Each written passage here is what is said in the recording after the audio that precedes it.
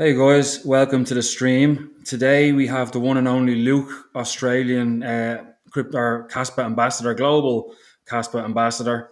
Thanks for joining us, Luke. Yeah, awesome to be here. Thanks for having me. No problem. Thanks for coming on. Can you just start a little bit by giving us a bit of your background, how you heard about Kaspa and how you became an ambassador, that kind of thing, Bit please? of background on myself. Okay, awesome. So basically a little bit of an overview. I've always been a bit of a nerd, I suppose, So grew up playing a lot of games, playing a lot of MMOs and spending way too much time locked away in the bedroom sort of gaming and stuff like that.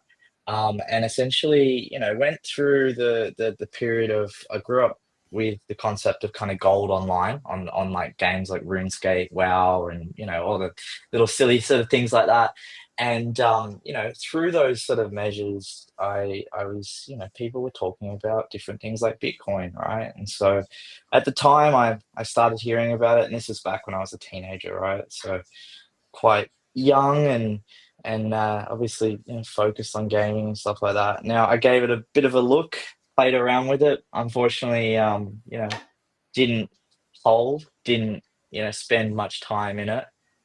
But it was my first kind of touch on crypto, right? But fast forward from that, in the last bull run, I got involved with mining, right? And I really liked the concept of mining because I had a graphics card, right? I had a gaming computer, had a card that I could just kind of do things with it and play around. And again, sort of people started talking about the concept of kind of gold. And obviously it had that little minor interaction when I was a teenager and started mining. So I mined bits and pieces, mined Ethereum, right? Started, as everyone did during the last bull run, mined lots of different coins, but basically settled on Ethereum right now. Went through the process, grew a farm, started as one, as kind of some people do. It sort of spiraled out of control, went to six GPUs, then 12, then 24. Then before I knew it, I had about 100 GPUs in the farm.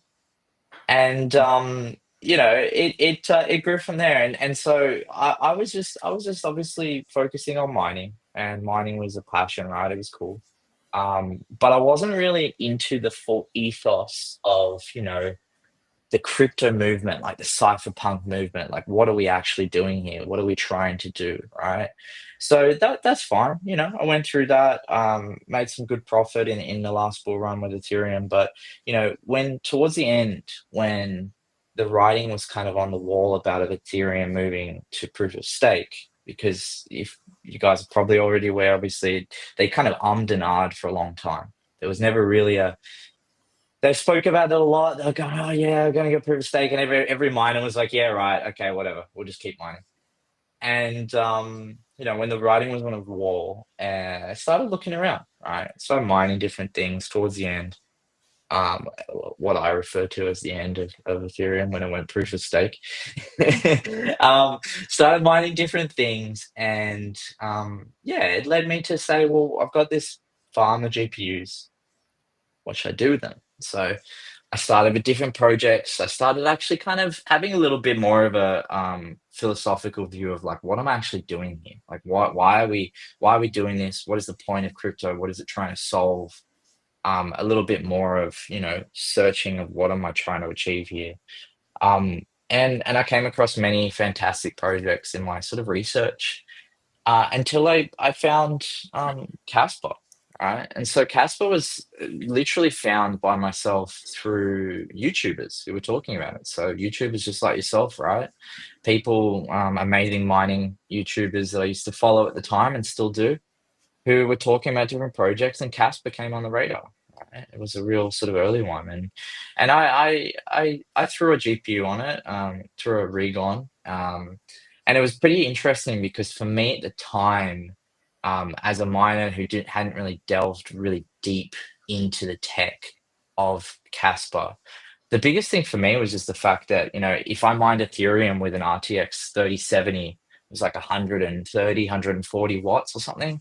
But then when I put it on Casper, it was like half, right? So my literally my energy usage instantly was half, right? And I was like, wow, this is interesting, right? Like, Like essentially half my energy usage of my farm. Of course, it was all speculative at the time, and Casper didn't really have much value at all. But seeing the amount of coins and seeing that, it really kind of tweaked me to go, well, what's going on here? Like, what are they doing?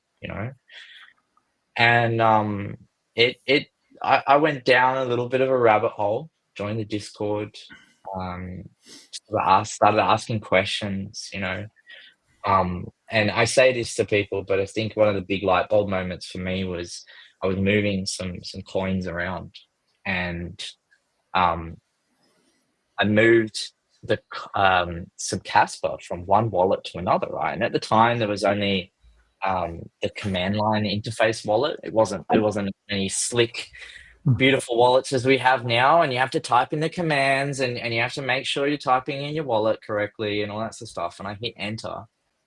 I switched to the other wallet and it was already there. And I'm like, I'd heard people talking about Casper and speed, but until I saw it, I was like, hey, I need to kind of double check this, right? And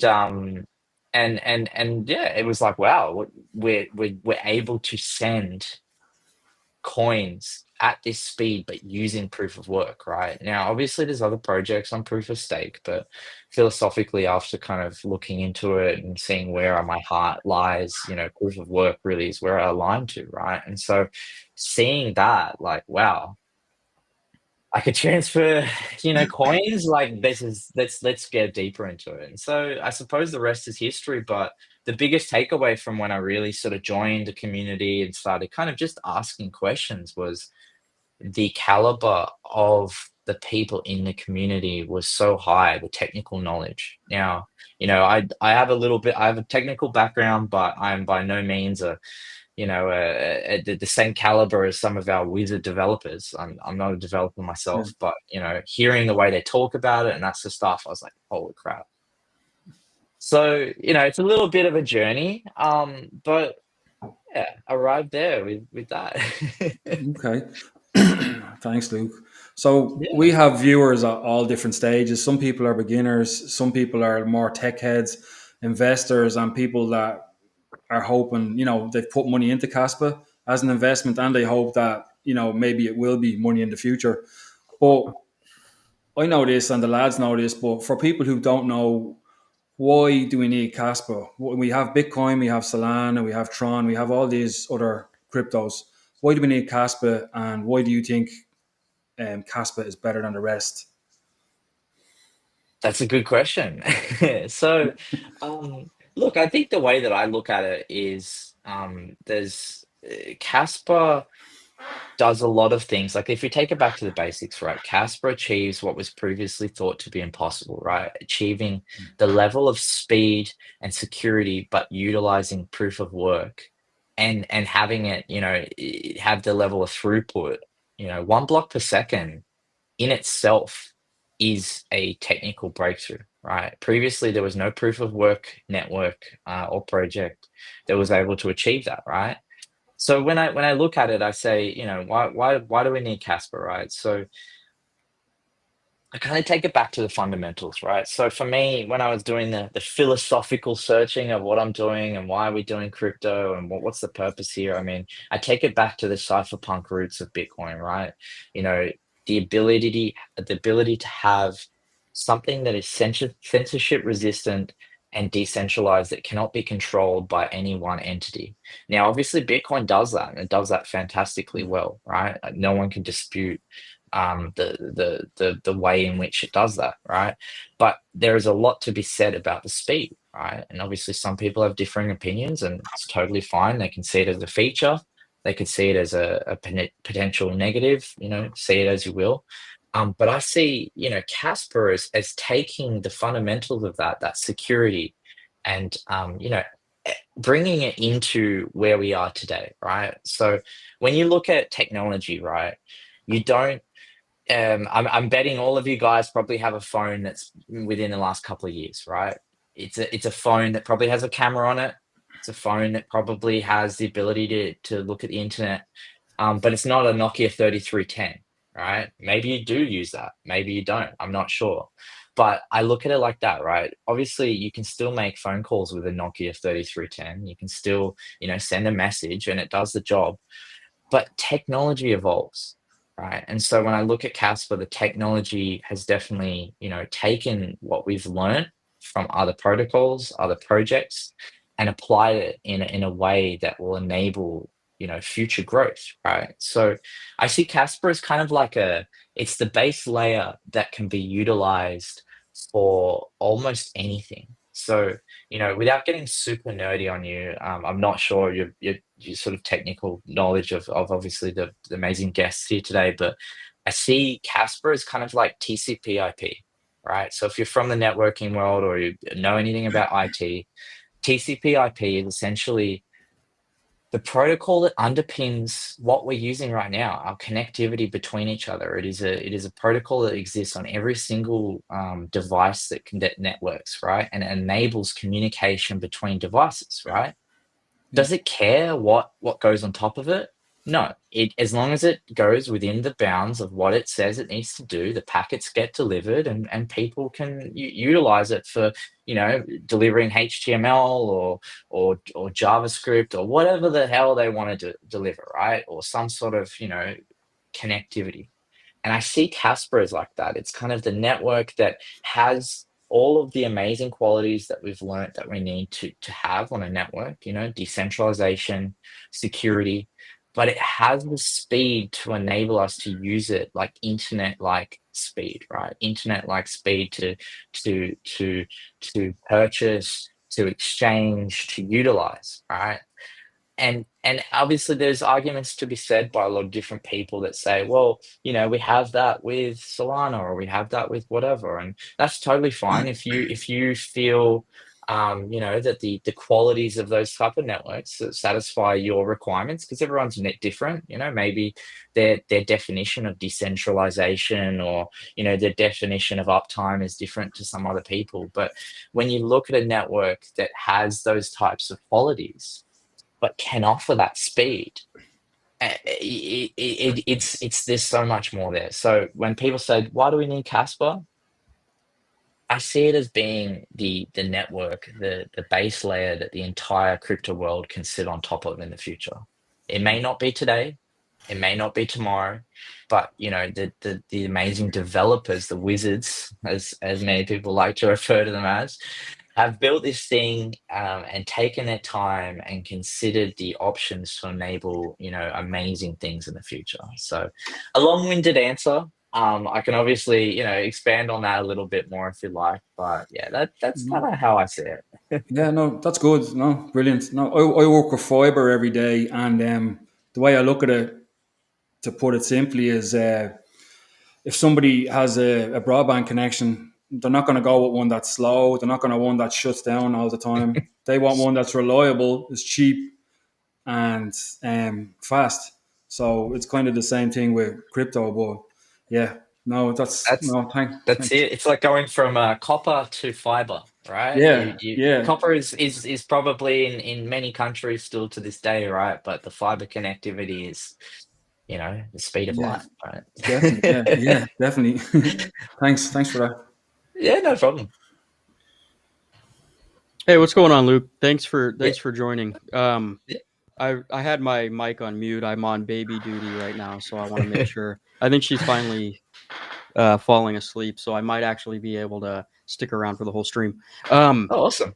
but I wanted to ask. This might be like a really simple elementary style question, but like, what is the I guess the protocol, if you will? How do you become a Caspa ambassador? I think a lot of people out there kind of wonder that because they have one for each. Well, not probably each country, but there's one per region out there. It seems like. And what is the uh, I guess the steps involved? How do you get to that level? Yeah, yeah, no problem. So the ambassador program is a lovely sort of initiative because, as you guys probably are aware, and maybe some of the community may not be, so I'll kind of mention, Casper doesn't spend money on traditional marketing. where the community obviously can fundraise for marketing initiatives, and if those fundraising initiatives get off the ground, obviously you could see Casper in any sort of marketing initiative. But because there's no allocation of funds to a treasury, there's no marketing budget like some other projects that are spending millions of dollars a month on putting their project on the side of a bus, right, or putting their project on a billboard in Times Square or whatever, right? And so that leads to many different interesting ways to get the knowledge out there to people. Because I think the biggest thing, and what I found when I first joined the community, as I said before, was that the caliber of the people in the community who are knowledgeable about the tech is I think unlike any other community, right? So one of the initiatives was, let's find people in the community that are definitely keen on taking it kind of to the next level, because obviously there's amazing people on X, people on YouTube, people on all social media platforms who share Casper every day. But there's a series of people that kind of want to take it to the next level. Like, how can we organize events? How can we, do meetups? How can we do online streams, just like you guys are doing right here?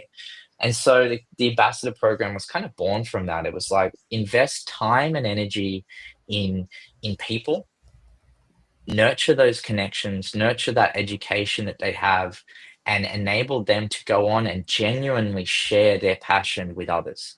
Unlike the unfortunate sort of situation that has come to be normal in the crypto world, where KOLs are paid to talk about things. Casper, approach it in many different ways, and obviously one of them is ambassador program, right? So focus on finding those people, bring them up. Of course, they're volunteers. We're not paying them. We're not giving them money to say nice things about Casper. And so that every single interaction that they have, whether it's online or, in person, they are genuinely sharing their passion. They're saying, hey, this is amazing technology that you really need to look at, right? So I suppose there's a little bit of a background. I'm sorry to kind of roundabout answer to your question, but to join the program, and the way that I look at it, first thing I just say, I see everyone in the community, every single member of the Casper community, as an ambassador. Every single person is an ambassador in their own right. They share information. They do as they please. They educate people, and that is amazing. So I just want to say that, obviously, first and foremost. But where I see the ambassador program sort of being that next step is, there's those people that kind of want to reach out. They want to say, hey, I want to network with other people around the world, other ambassadors or other people that want to do this. So to apply to join the program, it's there's a page on the casper.org page up the top. There's a section called ambassadors, I believe it's called. And then there's kind of like an overview of, what is an ambassador, and it really kind of encompasses what I just explained there. It's not about being paid to talk about the project. It's not about, how many people can you get to sign up to this wallet. It's not about how many, people can like this post. It's about truly embodying the ethos of the community, and ensuring that, in every interaction you have with new and existing members, you're trying to educate and provide some value.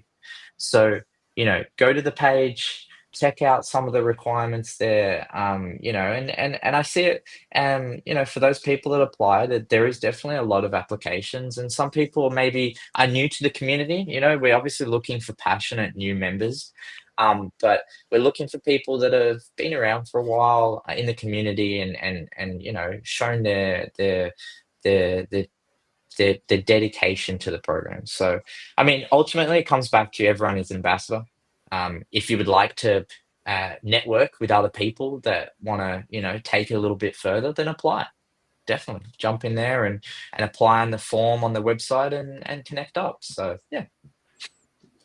Yeah, I think that's one of my favorite things about Caspa is the fact that there is no paid promotion type stuff, so that when anybody is talking about Caspa, whether it be YouTube, whether it be X, whether it be anywhere that you see, people talking positively about it, it's because they genuinely, believe in the project and believe um, and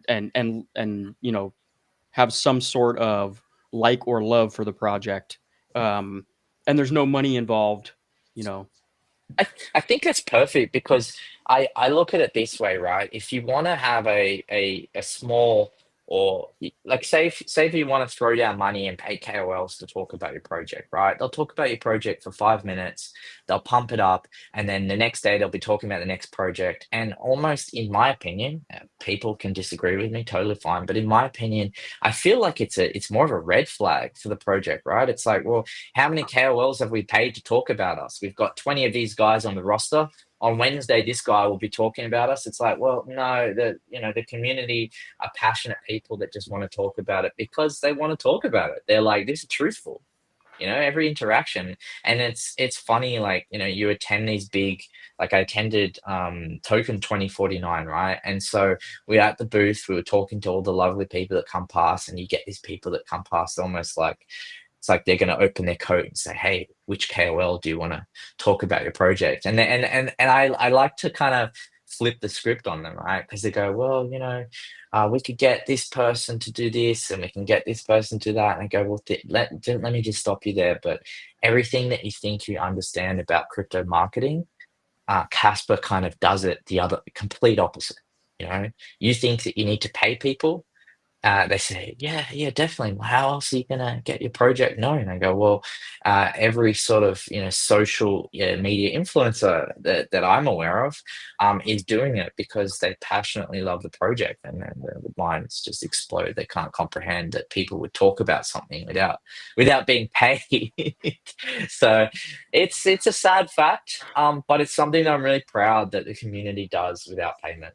So it's awesome. Yeah, when it's all said and done, the paid promotions run rampant Oh in yeah, crypto as a whole. So definitely. it's refreshing to know that there's at least one project out there that doesn't do any of that stuff. Yeah, I mean, look, that's we all got to be the it's cheesy, but we got to be the change that we want to see. If we wanna be that positive community that doesn't pay people, that is genuine, then we all need to try and be our genuine souls. And so that's what I try and be, and that's what I see a lot of our community do every single day. So it's awesome. How much time do you think you spend per day just thinking about Kaspa, or are you kind of just kind of, we all have different things. Like me, I'm trying to like not look at my portfolio every day, but I was just kind of curious. And then kind of a second part is like, what do you think the general sentiment just with crypto and in general with Australians? Are they like worried about the inflation down there, or is like kind of really open to crypto? Definitely. First question is it's a good one. I definitely Casper is seemingly taken over all facets of my life, I think. There's definitely a lot of thought that does consume me about different ways that, I can educate myself first and foremost. Because I think that's the best takeaway from all of this is educating yourself on something that, you may not have previously known. But secondly, how can I try and educate others? I can definitely aspire to be like some of the amazing community members, but how can I do that? So to answer your question, I spent a lot of time, thinking about that. Maybe not so much on the portfolio side. I used to do a lot of thinking about the price action. And frankly, in my personal opinion, it does get you a little bit anxious looking ups and downs. So I personally have taken an approach to just kind of completely disconnect as much as I can from the price. It sounds cliche, but I do my best. Obviously, do got to check the portfolio every now and again. But yeah, answer your question, probably more than I should. Definitely more than I should. Not that it's a bad thing, but definitely got to try and really make a concentrated effort to touch grass every now and again. Get outside, get the dog out, and play with the dog, and get some nature into me. So yeah, more than I should, but definitely I beneficial from learning. A lot of learning is really amazing. Whether it's through looking at currently I'm trying to push myself for educational development. I'm not a developer at all, but playing around with that sort of stuff and sort of trying to really understand the deeper protocol side, which is fun. So that answered the first question. But or I hope it answers the first question. Oh yeah, I um, think that's good.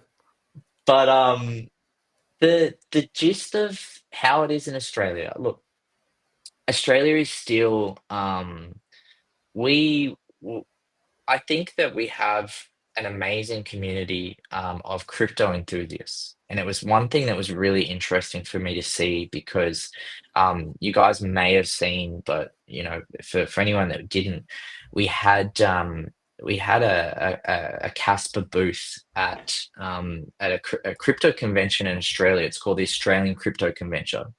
And so it was in November last year, I think it was. And it was really special for me because coordinated a lot of the team to come down to Australia, right?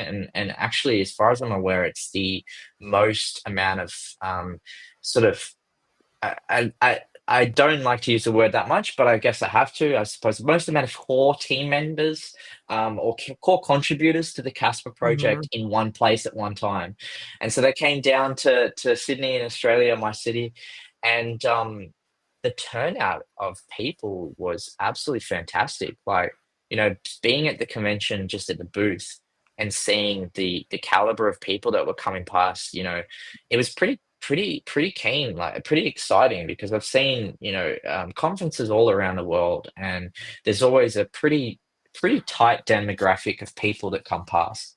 But in Australia, the demographic was quite wide. We had families with their children, families with their baby walking around the conference floor. We had older generation of people asking really fantastic questions about Casper, and so I think um, we are a small by population country.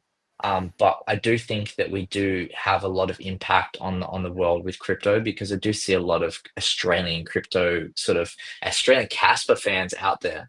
We've got a small community, I think about 200 people in our little Telegram group that we chat with, every now and again. But I think the vibe is everyone's just, it's the same around the world, wherever you are at the moment.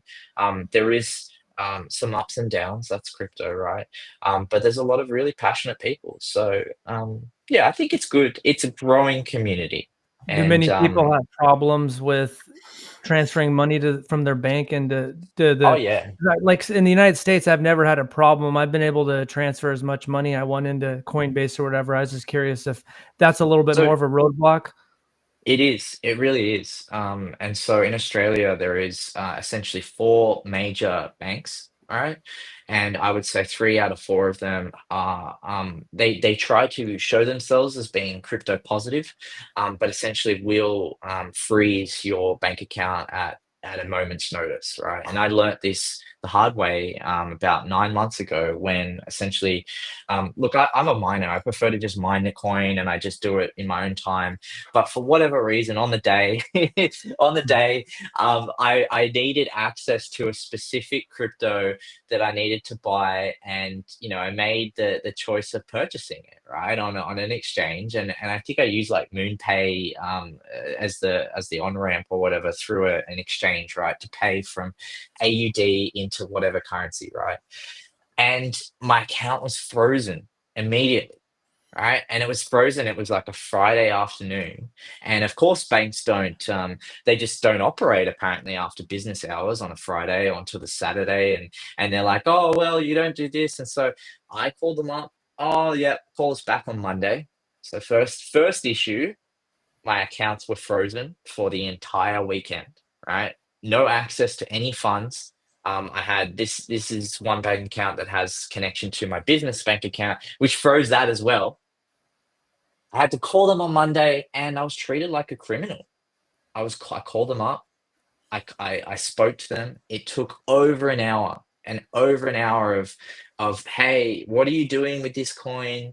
Why are you doing this? Is anyone making you doing this? Like anyone making you do this? And the whole rigmarole of all of that. And ultimately, I had to basically prove what I was doing. So Australia is still they're taking the approach that, oh, we want to protect people, right? And there is an element of truth. One of my favorite genres of YouTube videos is scam baiting, seeing those type of videos, and they do exist for a good reason. But there has to be a better way of handling this, and because in Australia, when we're handling that everyone is a criminal until proven otherwise in terms of your bank account, it's a big problem. So. Is there a Yeah. sliver of Australian politicians that are starting to become more pro crypto, like in the United States, or Unfortunately, not that I'm aware of. Okay. Australia is still, we have some ways to go. There's some good exchanges, like I definitely gotta say that there is some exchanges that are trying to advocate for this, and obviously it's beneficial to them.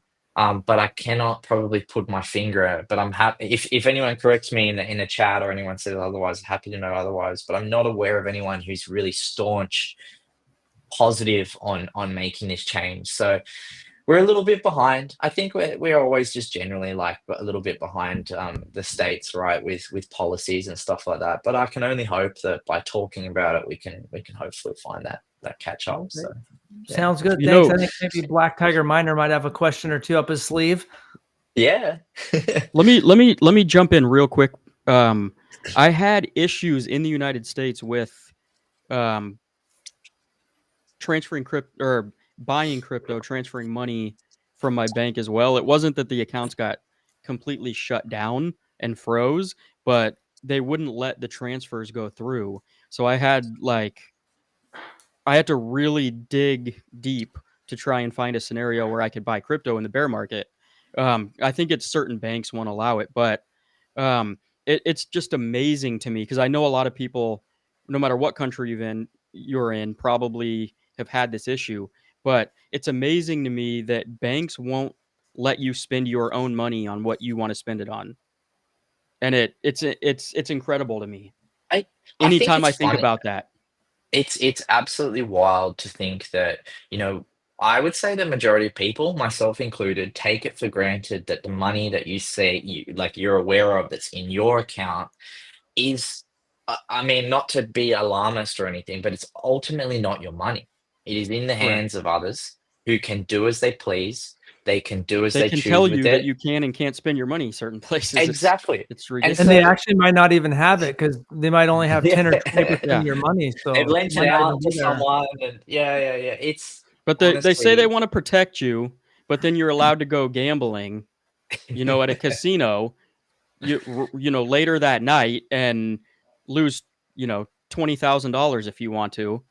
And Yeah. it's just incredible what they consider to be. Where were they then when you were pulling out lots of $100 bills at the ATM to go put it Exactly. into a slot machine or something? Exactly. They only come in to protect you when it suits them best.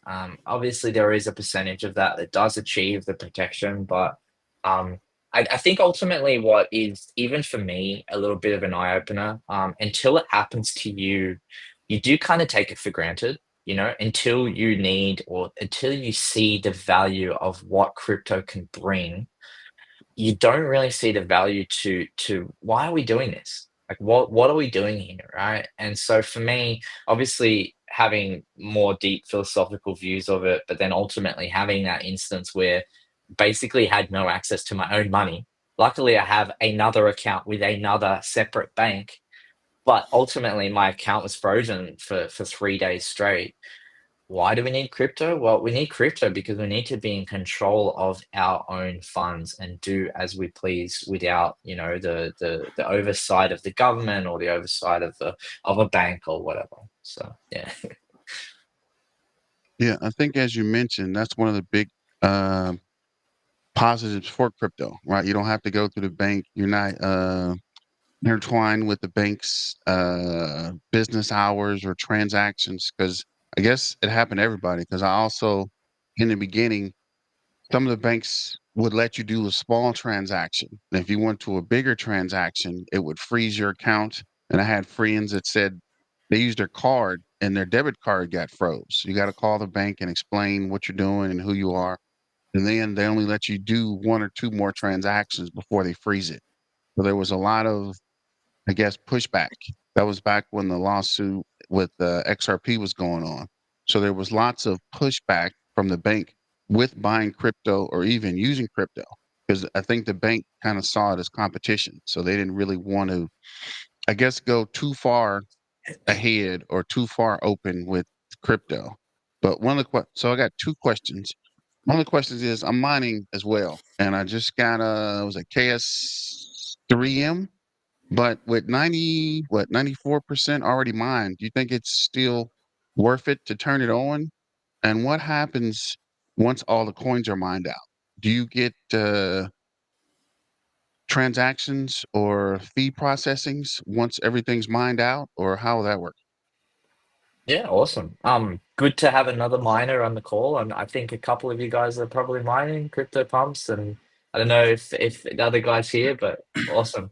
Um, so Casper is at 90% in circulation. I think it is at the moment. So we just ticked over, I think, to 90%. So mining is an interesting thing, right? And it's something that it can be amazingly beneficial for some, and for some that are in regions where, the price of electricity is insane. Like some of our community members, I think in Germany, have indicated to me that the price that they pay for electricity is just insane. It cannot be that beneficial for them there. Now, the first question I always ask to people is, should I mine? I say, well, what's your electricity rate? First and most importantly is, what is the rate that you are getting to mine electricity? Now, in the States, I know you guys have access to some pretty amazing electricity prices. And I would say that anything under 10 cents is going to be appealing. But in some locations, I'm aware that you guys can get like 3 cents a kilowatt hour on your electricity, right? Now, I'm not aware of what your electricity rate is there, but it really depends. I suppose if you have if you've done the napkin maths, as I like to say, and you've done the calculations of your electricity rate, and you're at least ultimately, if you are making more coin than it would be to buy it, then definitely mine it. But if you like to look at it a different way, which a lot of miners do, if you would like to obtain KYC-free coins without needing to on-ramp through one of these amazing exchanges that we just talked about, who ultimately take a fee, they might take 5%, or there might be a payment processing fee, and ultimately you're at the same rate. And if you factor that in, but you're still, ahead, definitely go down that path. But I think there's a lot to be said about mining. It is not as black and white. It's not I have this, I mine this, I get this. Because there's strategies that can make things appealing, and there's strategies that can make things not so appealing. So, not so appealing to me would be that every single time I need to buy coin, I need to go through an on-ramp, right? I prefer to mine it. It goes into my wallet. I control it. And, providing I'm happy with my electricity rate, then yeah, I'm happy with that. Now, what rate are you sort of running at there? Are you, yeah, I guess I would ask you that question back first before I jump on to the next. I think it's like 10 or 12 cents. It's not very cheap. You said 3. I wonder where that 3 cents is in my mind. It's very cheap. Yeah, I've that's heard that's in other countries. That's 33 No, I I don't don't think cents. you're getting that in the United States or. I've heard some people in Texas, I think it is, or some of that sort of region, I think, are getting 3 to 5 cents. Yeah, I think But yeah, sometimes in you can rent Texas. out commercial buildings and talk your rates lower if you're going to be running a ton of stuff. So there yeah. might be So something like that going on. Yeah, that was what my generally plan. I know If, someone that definitely. used to mine Ethereum, and they rented a storage unit, and they removed the light bulb, and they plugged into the light bulb and got the free electricity, and they were mining Ethereum during the last bull I run. oh wow. There's some there's some pretty ingenious ways out there to get that free electricity. You know, you go rent a hotel room or something for the night, or go do whatever, right? Um, Often what happens with electricity companies is they love people to use their electricity. Wow, it's an amazing surprise.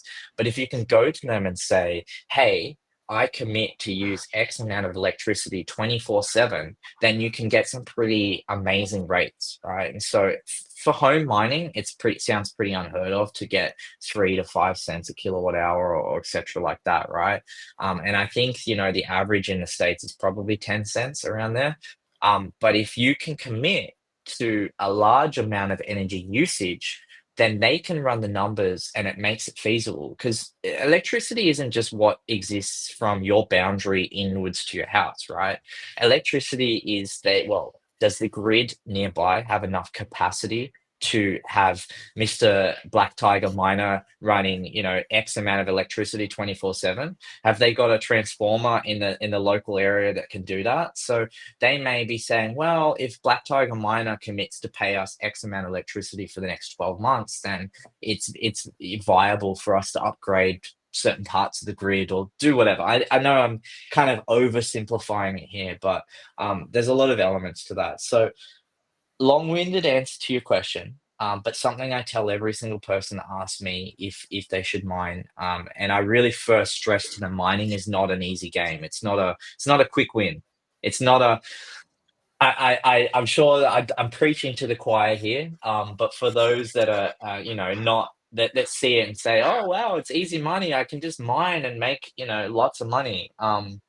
That period did happen um, quite early with Casper during the mining period, and I'm not going to deny, but the people that got in very early with at least when the first ASICs arrived on the network, they made a big bet, because obviously they sent money off into the void to a company that nobody knew about, but ultimately, they made off with some good profits there, and so mining is kind of about taking risks. It's taking a risk, putting, as we in Australia like to say, having a punt, and seeing what are the results, right? So check out your electricity rates. More importantly, though, check out where you're mining, because a lot of people underestimate the value of the actual internal electrical wiring in their house. Are you trying to run a KS5 that pulls 3,500 watts off a 15 amp plug, and you're about to burn your house down, right? So yeah, check out the electricity rates, check out the supporting infrastructure of where it's going to be located, and then if all of the stars align, then go forward. But I do like to add, before I kind of answer the last part of it, there is an element of those miners that actually, look at home mining. They look at the KS0 Pros or the Ultras or the KA boxes, and they're they're amazing that the Casper, first and foremost, can use those even for solo mining. They're an amazing tool to educate yourself, right? To learn about mining, because a lot of people learn, just like myself, learn by doing. So they're like, well, what's mining? Like, what's going on in that box? Like, is there something in there? Is there someone in there doing something? So, if you can go get a little home miner, yeah, there you go, right? I love you've got the special edition one there as well. That's awesome. So if you can go and get one of those, you can plug it in, and you can, literally see that. I mean, obviously you cannot see inside the box, unless you had X-ray vision or something, but you can see this box is heating up, it's creating, it's doing something, and the output of that is coin, hopefully on the other end. And so that is another segment of the market that's pretty awesome, because it can enable people who have always been on the fence about mining, who have also always been like, well, what are they doing? What is that? To just kind of jump in and spend a couple of $100 and grab one. So yeah, I didn't answer your third question though, which was, I suppose what happens after the full allocation of Casper is out into the ecosystem. Now, ultimately no one has like a lot of people have a lot of crystal balls. They have a lot of tea leaves that they like to read and a lot of, seeing the future. But uh, the way that I look at it is, and a way that I understand a lot of the much smarter people than me in the Casper community. There's no silver bullet for this type of situation, and that's even true for Bitcoin, right? For any project that has the same principles as Casper, in the way that the security budget kind of is allocated there. Nobody really knows what's going to happen at the end, but what they do know is there's going to be a number of different solutions, or at least in my opinion, a number of different solutions that will, solve that ultimate security budget sort of question, right? So first and foremost, what we have today, and this is just my 2 cents, I'm just a guy on the community with a microphone talking about my opinion, but first and foremost, I see that Casper, there's obviously the transaction fees, right? Now, that's pretty normal for any proof of work project, and Bitcoin will be doing the same thing, saying, hey, transaction fees, blah blah blah. There's the everyday transaction fees. For me to Black Tiger Miner, I sent you some Casper, cool little fee there, right?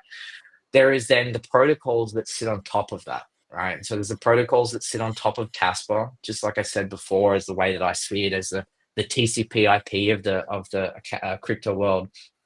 There'll be the protocols that sit on top of Casper and utilize it. Now, unlike other protocols where they often operate in sort of a parasitic nature, they'll do everything in their own world. They'll have their own sequencer. They'll operate completely segregated, and then every now and again they'll communicate back to the layer one and send one transaction with one set of transaction fees back to the base layer, just to keep it kind of going along, right? The difference is Casper will and does offer the speed to enable every single transaction or every single protocol that operates on top of it to operate in sort of a based roll-up sort of setting, right? And so again, it's another protocol, another thing, but ultimately I see many different things built on top of Casper, which is why I see it as kind of the ultimate base layer that will contribute back to the security budget, right? Transaction fees from everyday transactions. Right now we have KRC20 where every deployment, every fee goes directly back into the miner's pocket, right? I'm sure that you guys have probably mined through some of our pretty big events that have happened in the last year or two.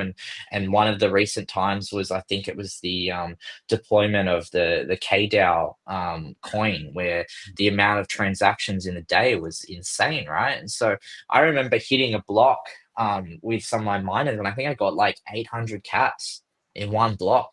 And now I'm not saying that's the silver bullet, that's not going to solve all our problems. But when you start realizing that Casper enables every single operator on top of its network to give directly back to the miners, right? The miners are the lifeblood of a proof of work network. Without them, the network wouldn't exist, right? We're giving directly back to them. We're stimulating the ecosystem and we're keeping it rolling. So again, lots of words, but I see many, many, many different things being built on top of Casper and many different things contributing back to that security budget in future. Do I know what will succeed? No, nobody knows. Do any of the Bitcoin maxis know what will succeed with when Bitcoin ultimately in 2150 or whatever, that all the coins are out in circulation? No, not really either. But I'd stand by the fact that the Casper team have put their money where their mouth is and say, we're not going to make the security budget someone else's problem. We're not going to give it to our great grandchildren. We are going to deal with it today. Well, not today, but in our lifetime, and we're going to see what happens, right? And so, it's a cool time that we live in to be able to see technology like Casper go through its full lifespan. I'm not aware of other projects that are proof of work, fair launch that will fully allocated in that manner. So yeah. A lot of people call Casper ghost chain, because there's not much going on at the moment. just transactions, KRC20, KRC721, the NFTs, but like all that's going to change, really, isn't it? With smart contracts, you'll be able to do so much more on it. And like Black Tiger Miner was saying, what happens? Like we're on 62 CAS block reward, so with the rapid emission schedule, we need the fees to kick in there to keep miners happy and keep the network secure. So, um, do you think all the with the base rollups and like maybe stable coins and all these IGRA labs, all these things are going to come on board? This will uh, like secure the network. This will encourage miners to, because the hash rate is staying strong, like it's not going anywhere. So I think they're holding on because they know what's coming. Look, I strongly agree. I mean, I don't want to be the most bullish person in the room. But I do have a lot of.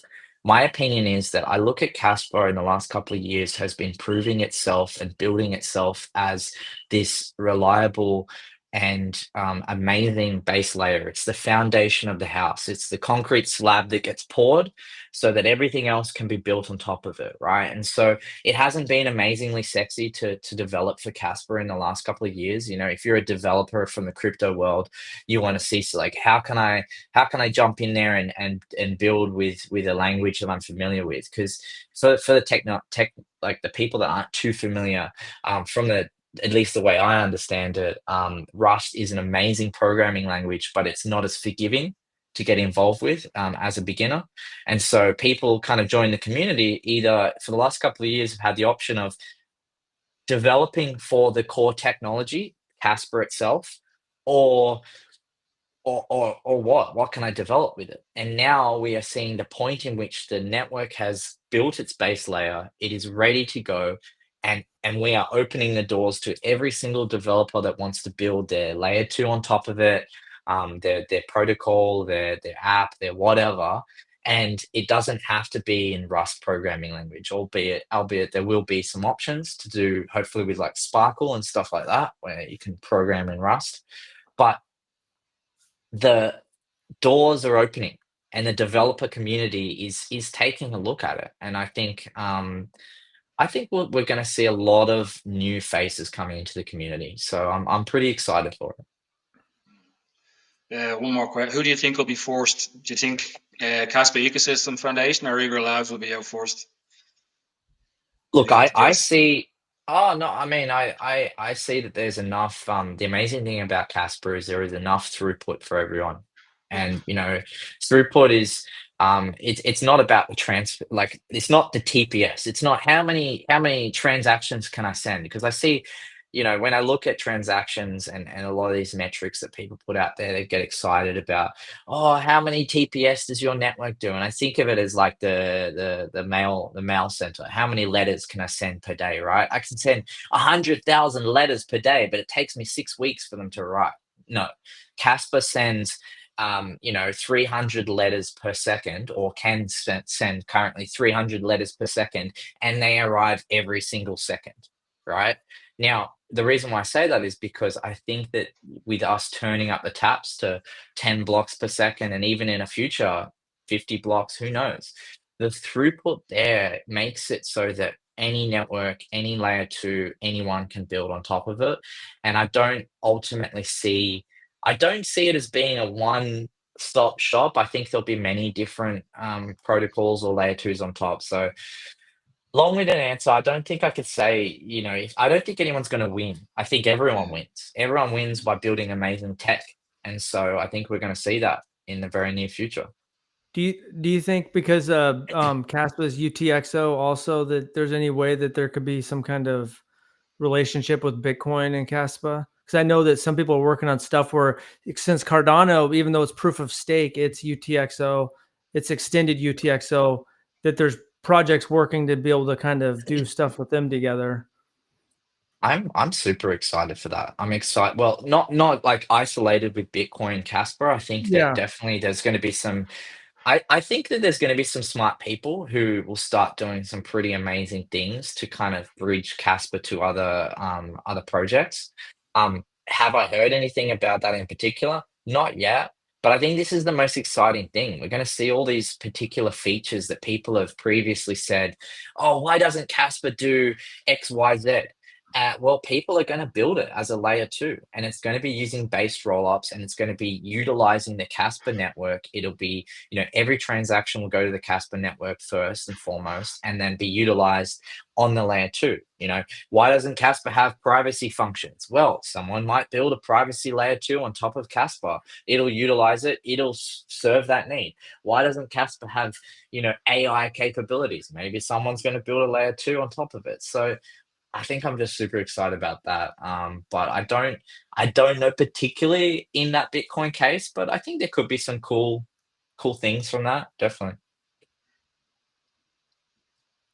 I think that would be a good process if Bitcoin, because people were talking about Bitcoin could do larger transactions and they could use Caspa for smaller transactions since the fees will be cheap and faster. And then they could kind of integrate it where large stuff goes through Bitcoin and then some of the transactions comes through Caspa. But then we have to some point get along with the Bitcoin maxis so we can all be one happy family. Yeah, I had those Yeah. miners on the floor. My But even the Bitcoin community is not all united because there's some Yeah. Correct. maximalists that they don't like ordinals or runes or anything else besides that.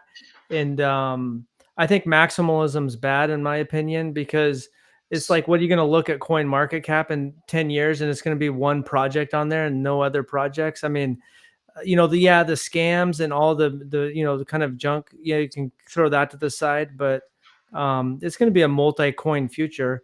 And even if Bitcoin just is the store of value, that's a big market.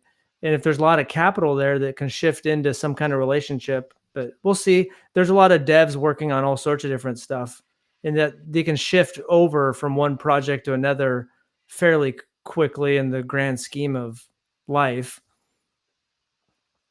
I Oh, think definitely. I think yeah, I think you're correct. I don't think there's a future where it's one coin to rule them all. I don't necessarily see that. Although I'm, a huge Casper fan, I think that there will be different projects that interact. I think that Casper is going to be very, very key and central to that interaction as a base layer that everything else can kind of utilize. Will Bitcoin be utilizing Casper? I don't know. All I do know is that historically, the Bitcoin community has moved very, very, very slow, and has been adverse to any change. Now, some people see that as a positive, some people see that as a negative, but take that as you will. So yeah, we're not sure, or I'm not sure. Time will tell. Yeah, definitely, definitely. Yeah. I bought those I bought some aftermarket chart power cords and the power Oh yeah, cord stopped. So that's why I have those sitting around. I got to get some more cords for those too. But yeah. You got to another be careful. question. Yeah, exactly. The wattage is not right. You're gonna burn your house down. And I I was honestly, and mentioning I with say that, yeah, sorry, I was just say, I say that from nearly burning my house down. So we learn through doing. And I happened to be at home one day when a PowerPoint caught on fire. So yeah, learn by doing and hopefully never have that experience. I've been there before. Had cords melt and GPUs overheat and wires burn, all kind of weird stuff. Like you said, mining was hard, especially in the GPU days. I Oh think there's some man. questions. But if we get time, do you guys want to talk about the smart contracts development and that different companies and software? Yeah, I'm Yeah, so easy. way. Yeah. You already spoke to Igra Labs, didn't you? Oh yeah, we I joined a space Eh, with XXIM and we spoke with them. I also met Dennis in Dublin when I was there for the Casper Industrial Initiative. Lovely guy. Met at the event there, so it was good to sort of chat with him again. But yeah, they seem cool, definitely. But I didn't know if it was an advantage or not that all of those. Well, Dennis is from a Kaspa background. I'm after forgetting the name. What's the name? Dag Labs. Daglabs, yeah. Yeah. So I don't know. Would having a really good knowledge of Kaspa help developing the smart contracts, or is it just totally separate? It's just built on top of Casper, really. I think I think ultimately, if a developer dedicates time to developing on top of Casper, they will understand everything that they need to be able to develop for Casper, right? They may not align with ethos of Casper, but they will understand what they need. Now, whether that gives the Eager Labs guys, an advantage, I think it just gives them insight into the community, perhaps because they kind of understand where things came from and how we got here. But does it give them a technical advantage? I don't think it does. I think it's just a matter of understanding the community and the nuance behind, where things are traveling. So, but yeah. But I think they're fantastic guys. Spoke to them on that call and met Dennis, and yeah, it's awesome. We weren't going to ask you about Binance or prices or anything like that. There's a couple of questions in. Is that okay? Yeah, Um, look, I ultimately I know. the question is always the same, but I'm happy to entertain the thought at the moment. It's up to you. Yeah. Your crystal ball, have you got it there? Oh mate, I've been shining it up, but it's out at the shop at the moment. Don't have it with me right now. Okay. So there's a question here. Casper would be better off if it laid off the politics, holding hundreds of thousands. Look, I See that think around I the world. think that's something to be said. Everyone has their own opinion, and I think the beauty of Casper is the fact that there is nothing official. Like if I take it back to the base essence of Casper, Casper is a GitHub repository with a number of developers that develop around it, who contribute their time, their energy, their smarts, and a community that supports them. Is there a Mr. CEO at the top saying, we're going to talk about politics or we're going to talk about this hot topic? No, there is people just like myself who have an opinion, right? And so, everyone has different opinions. That's totally fine, and I respect that. But you can't take the good with the bad, right? I'm not saying political opinions are bad. I, I'm trying to, be very respectful because everyone is experiencing different things, but you can't take the good with the bad. You can't say Casper is the most decentralized project and anyone can take part. And then when anyone take part and someone says something you don't like, you tell them, no, no, no, you can't take part. Doesn't work like that. Decentralization is for everyone. And it means that everyone can take part, everyone can be involved, and everyone has an opinion.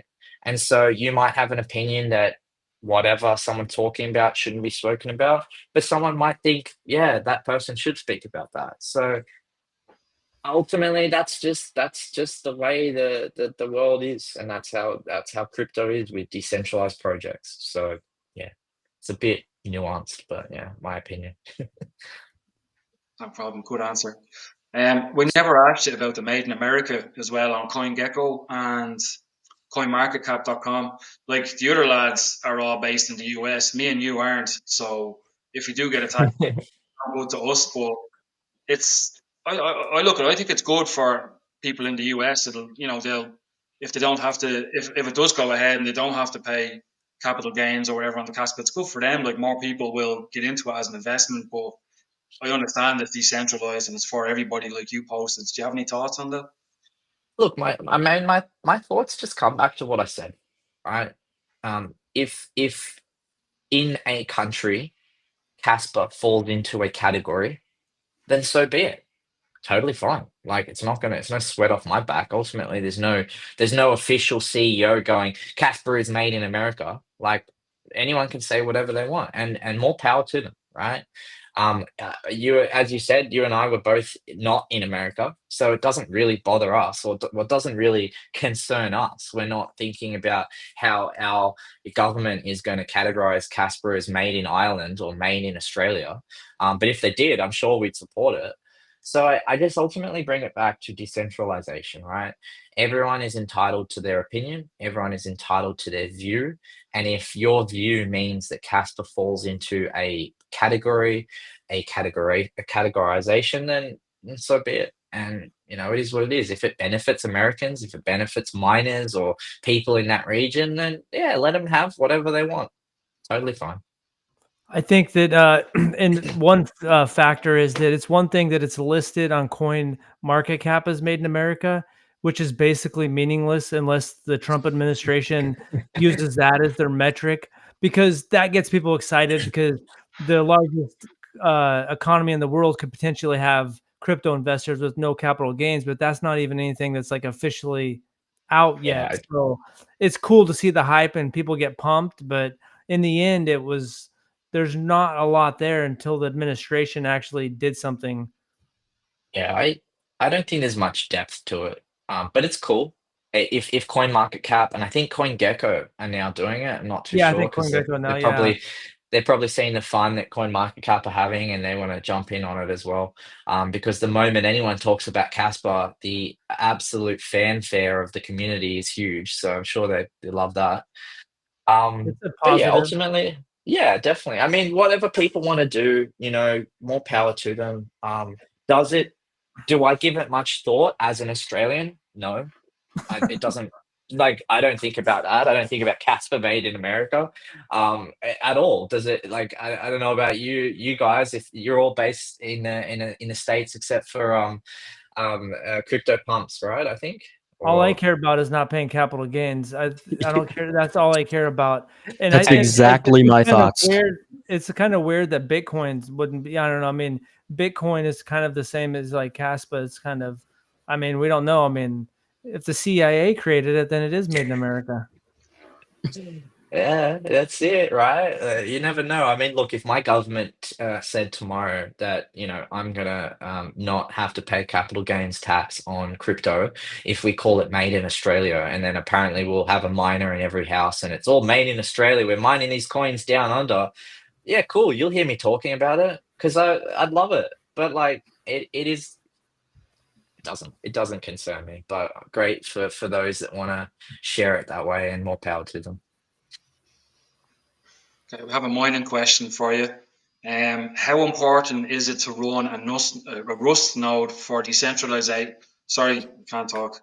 How important is it to run a Rust node for decentralizing the network if we are not mining? Look, nodes. So the way that I look at mining, you can't have mining without nodes, and you can't have nodes without mining. They go hand in hand, right? Do you possess the technical capabilities to set up a node? Maybe not. But I do encourage people, because it is very simple, to give it a go. And so I suppose the question is, how important is it?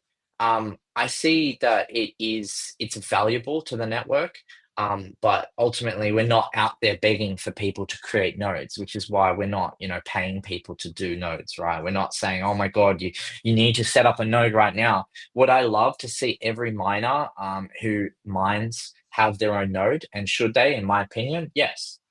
But is it like the ultimate importance that right now we get 100 extra nodes? It's not a high concern. It's not something right now that needs to happen. Now, the network of nodes is hovering around 250 to 300 public nodes. The last time I checked, important to say public because there is the existence of nodes that are operating that are not public, right? And essentially what that means is people have created a node on their network, but they haven't port forwarded the port.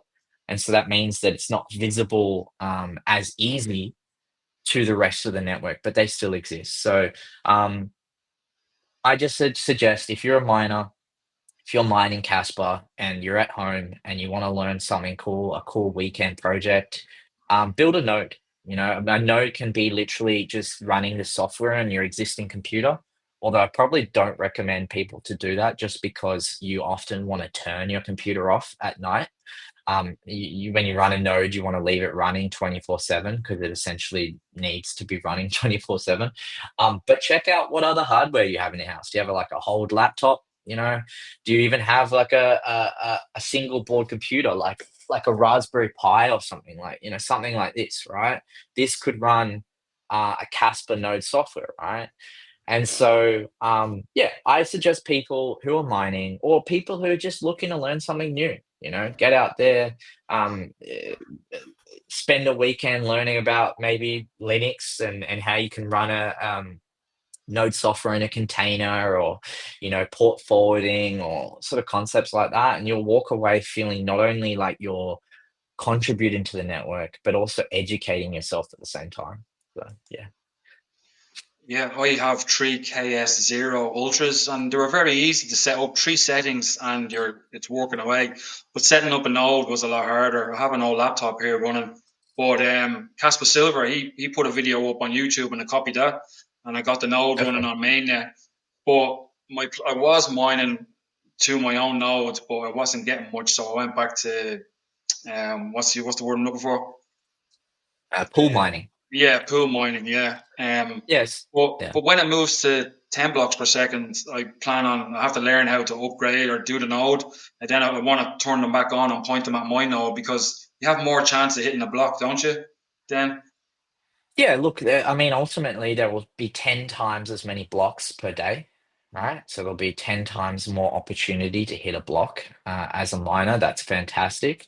The amount that you can hit will be spread out, though. So there'll still be the same amount of block reward per day. It's not going to be 10 times as many blocks, or 10 times as much block reward, but it will be ultimately the same amount of block reward split over 10 times as many blocks. But the cool thing about that is, with protocols like KRC20 and other things on top of the network, someone might deploy a token and they'll put in their token fees into that block. And with 10 times as many blocks, that's 10 times as many chances to hit a block that has additional rewards in it, which is pretty cool, additional piece of, fun there. yeah. And because my miners, they only cost $150 or something. That's part of the decentralization for Caspa, isn't it? Isn't it? Solana, the Oh, nodes yeah. cost like a load. Is it a few grand? 40,000 is probably the entry point for a True. Solana node. And there's other projects out there that use insane amounts of resources. So, to put it in perspective, and I made a post about it recently. I won't specify which project it is, but one of their requirements, I think it was that they required 2 terabytes of RAM. Now, in your computer, you probably have less than 2 terabytes of hard drive storage. You might have a terabyte of storage, but they require this in RAM. Okay. And so when you start realizing that, to have a node operating on these networks, you need to put down a house deposit to run that node. Is it truly decentralized? Is it really that easy to get involved? When you have Caspar, that you could run a node on this, obviously you would probably need a hard drive, an additional hard drive, just so you can store 250 gigs of data on it or something like that. But this is not $40,000. This is $100 single board computer. This is a Raspberry Pi, right? And so that's the beauty of Caspar. At all levels, it's been optimized so that people can kind of get into it easily, right? We have those home miners like the KS0 Pro, Ultra, KA Box, et cetera, et cetera. But the node software is so low resource that anyone can kind of just jump on and run it. Don't need to have crazy amounts of storage or resources. Yeah. Hi, Luke. This is Hoodie Guy here. I have to pop off here, but I just Yeah, want to say nice meeting you. Appreciate you coming on. And I think we have a lot of exciting days, months, and years in the future.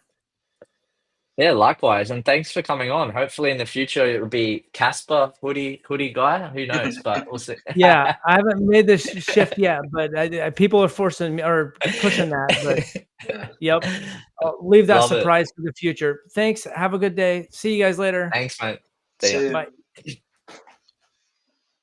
We All right, have one thanks for for your joining.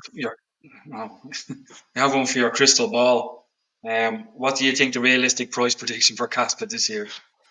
I don't answer price questions. It's just Okay. it's not, yeah. You do whatever you want, whatever price, whatever you think in your crystal ball is worthwhile, but I think it's not valuable for me to say numbers. It just doesn't help Yeah. anyone.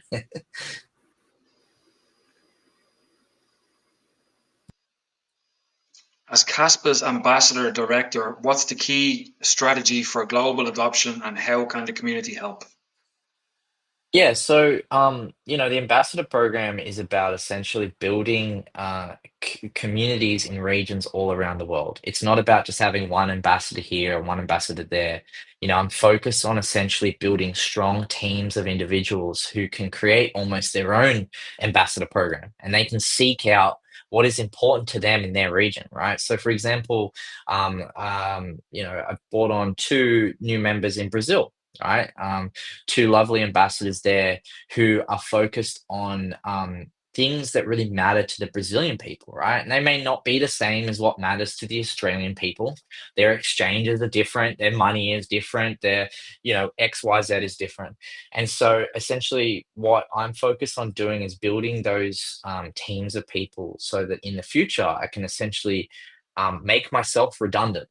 So essentially, I don't need to exist, or there doesn't need to be a director of the program or a leader or whatever. Everyone is leading their own programs in their own regions and growing out that community of people. So I think the key strategy for me is sort of bootstrapping that at the moment by finding those people. So we're building that team in Brazil, which are amazing.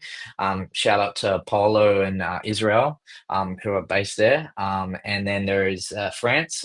So we've got some amazing ambassadors there who are, they just did a conference recently where I think there's about 4 or 5 of them now, and they represented Kaspa in an amazing way. And it comes back to what I was talking about earlier, where these guys and girls are talking genuinely. They're not just on the stage going, well, this is my paid engagement. I'm up here for 30 minutes and then afterwards I'm jumping over to Solana where I'll talk about how it is the ultimate XYZ. This is their passion. So that's my strategy. Try and bootstrap this at the beginning, bring up these communities of different people, who are already doing amazing stuff without me. I'm not adding, I'm not sort of making them more amazing. I'm just trying to connect them all together and bring them into the fold. And how can the community help? Well, I mean, if you uh, if any of the things that I say during this call resonate with you and you feel that you want to kind of be a part of that community, the ambassadors, etc., then apply, join. If you don't and you feel like it's not important to you, totally fine. Then I just say get out there and do your best to educate yourself first, learn about what it is we're doing here, spend some time, understand understand about what the protocol is, what the technology behind it is, why it's important, and then educate others. And that's all I can ask.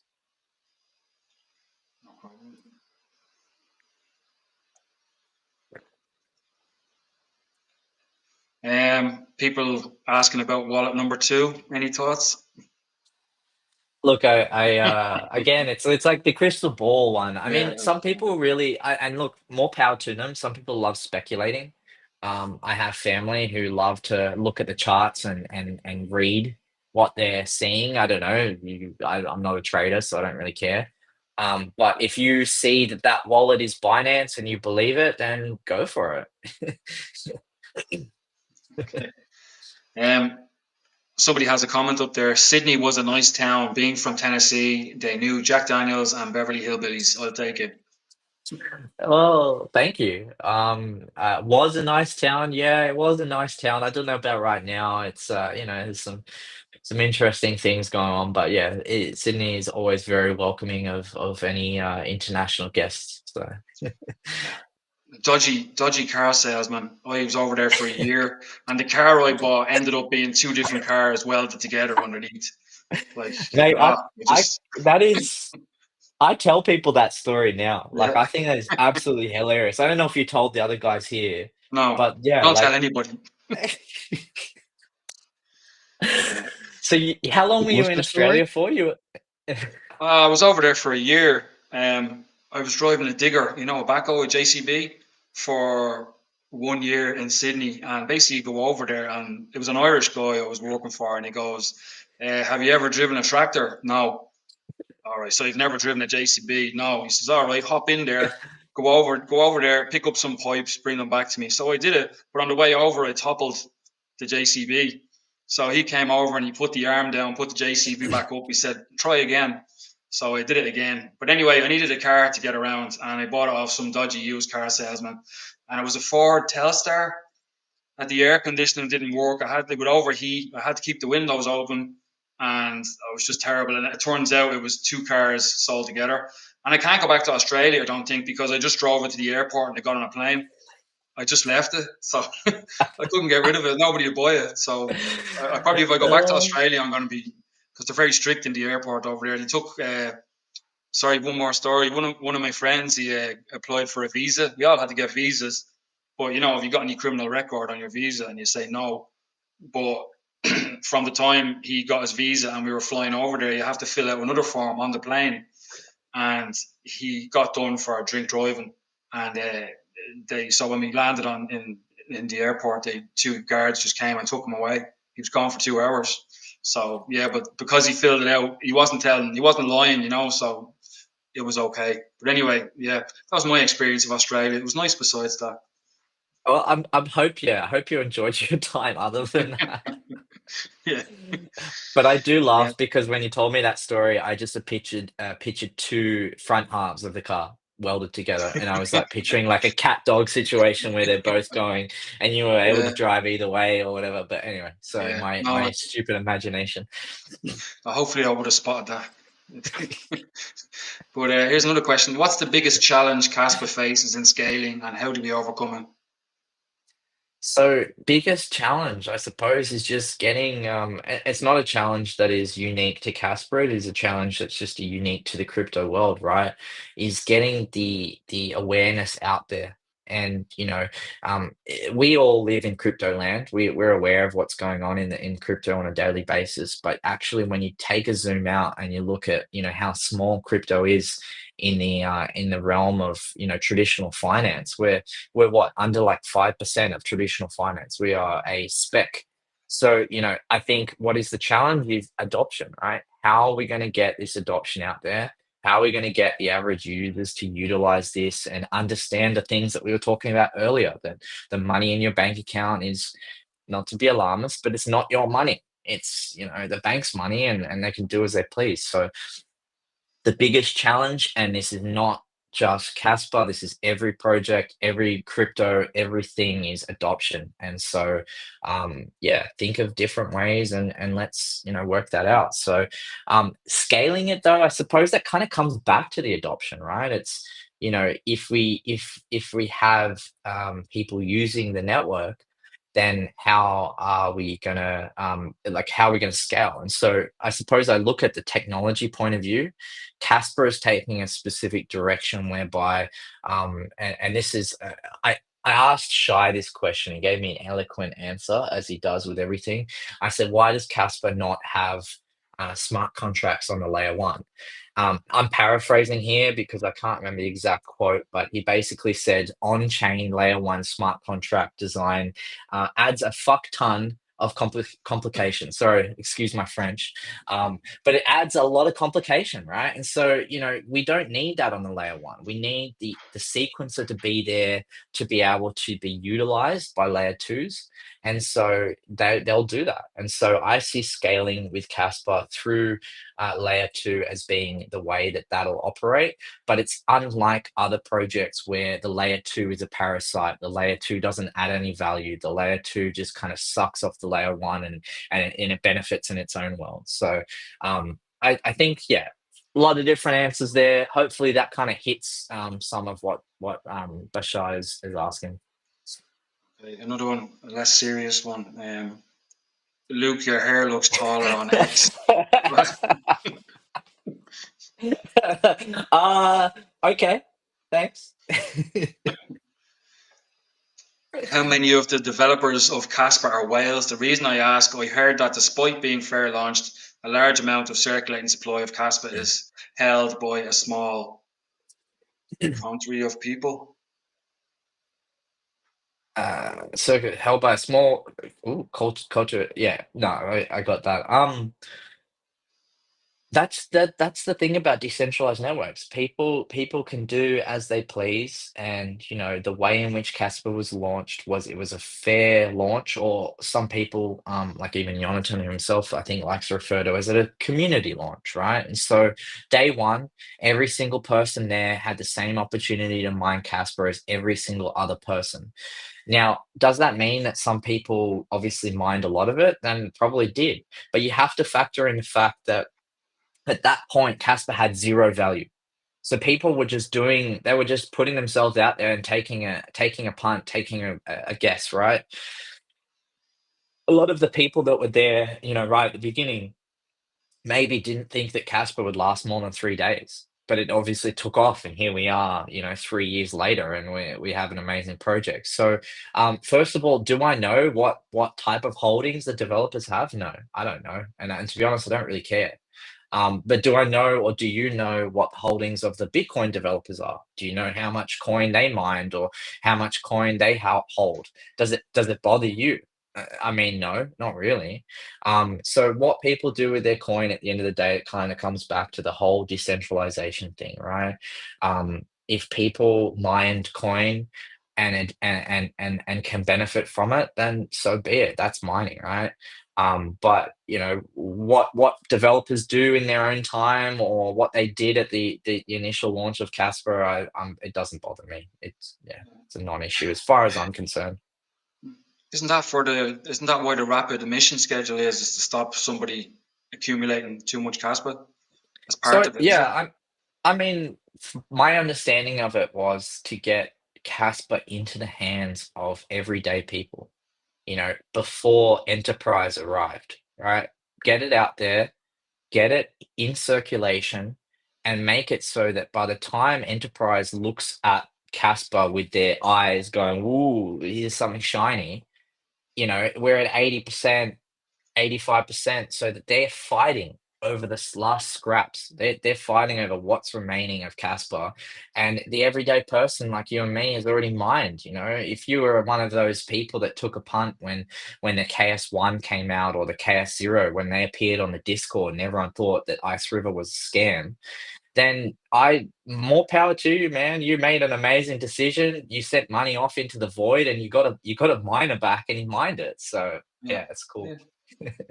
Yeah, deadly. And it was ASIC resistant until 65%, wasn't it? How did they do that? Is that just some programming, or? Oh, look, to correct you, as ASIC resistance is kind of I think it's I don't want to swear but anymore, but I think it's crap. ASIC Oh, resistance is only a thing if your project isn't popular enough or beneficial enough for people to spend dedicated time to find out how to actually build ASICs for it, right? Now, what that means is that if people can find a way to build an ASIC, which is an application specific integrated circuit, a piece of hardware that does one thing, and that one thing is mine your project, then they will do it. There is no, I disagree with anyone that says that ASIC resistance is this and that. It's just a matter of people spending enough time on it. And so Casper wasn't ASIC resistant. Casper was actually built, at least from my understanding and the readings of what Jonathan has put out there, with the intention that Casper would make it through in the same way that Bitcoin did: CPU, GPU, FPGA, and then ASIC, and make it through that trend of hardware to the point where it was able to support the network. And so we're all probably have done some GPU mining, but what I can probably say is that GPU miners go where the wind takes them. If day one you're making profit here, you mine that. Day two you mine over here and you do this project. You don't care. You don't care about, like, you kind of, don't come in yeah, altruistic yeah. and say I'm going to put 600 of my GPUs on one thing. You just go where it goes. And so ASICs were the intention from day one, which is why I think the usage of the K heavy hash algorithm, which is a slight modification of just the heavy hash algorithm, which is primarily built for, or at least my understanding of it was that it was built with the intention of being optical proof of work compatible.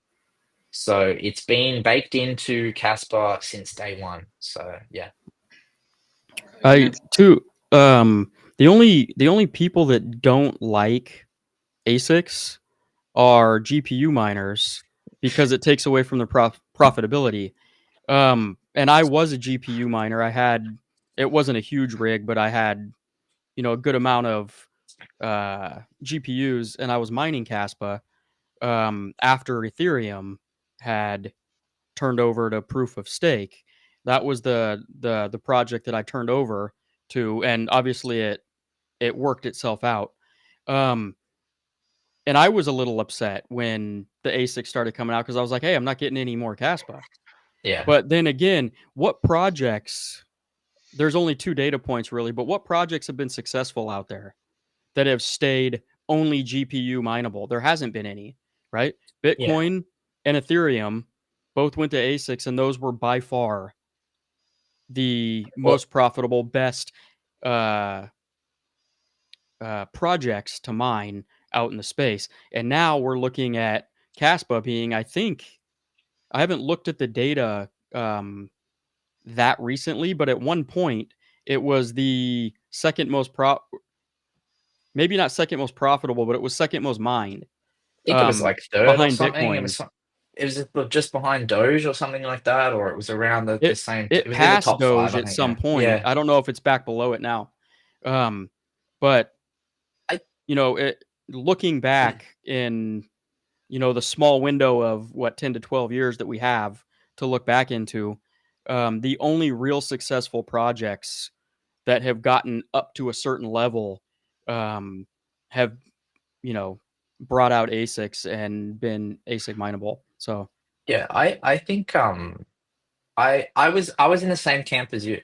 Like I had 100 GPUs who were making really good coin off mining Casper, and all of a sudden, Ice River appeared in the Casper Discord mhm. and said, "Hey, we have a KS0 that is literally that box that we just saw before. That's this big, and it did."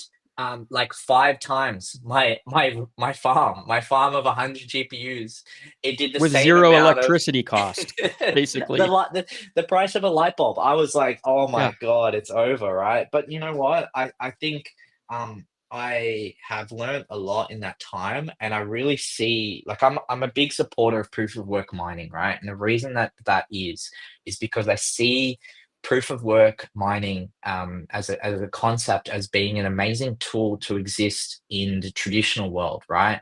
And so I'm really passionate about this kind of side of thing, but I see, you know, I come from like as I said, more of the enterprise IT background and, data centers and stuff like that, where you see hardware as being very sensitive equipment that needs to be placed in very sensitive environments in data centers that are geographically dispersed. But the cool thing about ASICs are they are a little bit more hardy. They can be placed in anywhere you like. And more importantly, they can be placed at the source of the energy. And so when you start thinking outside the box and you look at mining as not just like the home mining sort of segment, and you start realizing that there is countries in the world who have either a surplus of energy or they have stranded energy, right? And so they have a situation whereby maybe they have a very remote community who is needs electricity, but the grid there is not maintained, right? Now hypothetically you could have a situation where I'm Mr. Miner and I have an ant box container full of Casper miners or Bitcoin miners or whatever miners, right? And I go to that company and I say, hey, we want to drop our miners at the energy source, which could be hydroelectricity or it could be whatever, it could be flare gas in some place like that. And so what that gives is that gives a benefit to the energy grid. The energy grid can then say, hey, we're going to reinvest money in actually, maintaining this grid. And then ultimately the community that lives in that area benefits again from that because they actually have access to a reliable grid that's maintained. And so that I think it's a really, really exciting concept to be able to basically take miners and deploy them anywhere in the world. You have this situation now where Starlink exists, right? You have satellites, thousands of satellites spinning the globe. And so almost any geographical location around the world, you could deploy a miner to, and you can, reap the benefits of having insanely cheap electricity, right? Like it just becomes a wild concept. So something I'm very passionate about. I'm sorry if it bores your listeners, but yeah, it's cool. No, it's good. We have 873 listeners. That's probably like twice we got for Wolfie, so you can tell him that. A lot more people are on to see you. Oh, well, awesome. Thanks, guys. Jonathan, he put up a post about going back to the original Caspa symbol. Like, I don't know if he was serious or, but it's not as nice as the new one, I don't think. But Look, my opinion is it's decentralized, right? People can do whatever they want. Personally, I do really like this. I like the logo we're using. I'm I'm a big fan of that. I think it's beautiful. I think it does have some history to it in the way that it was intended.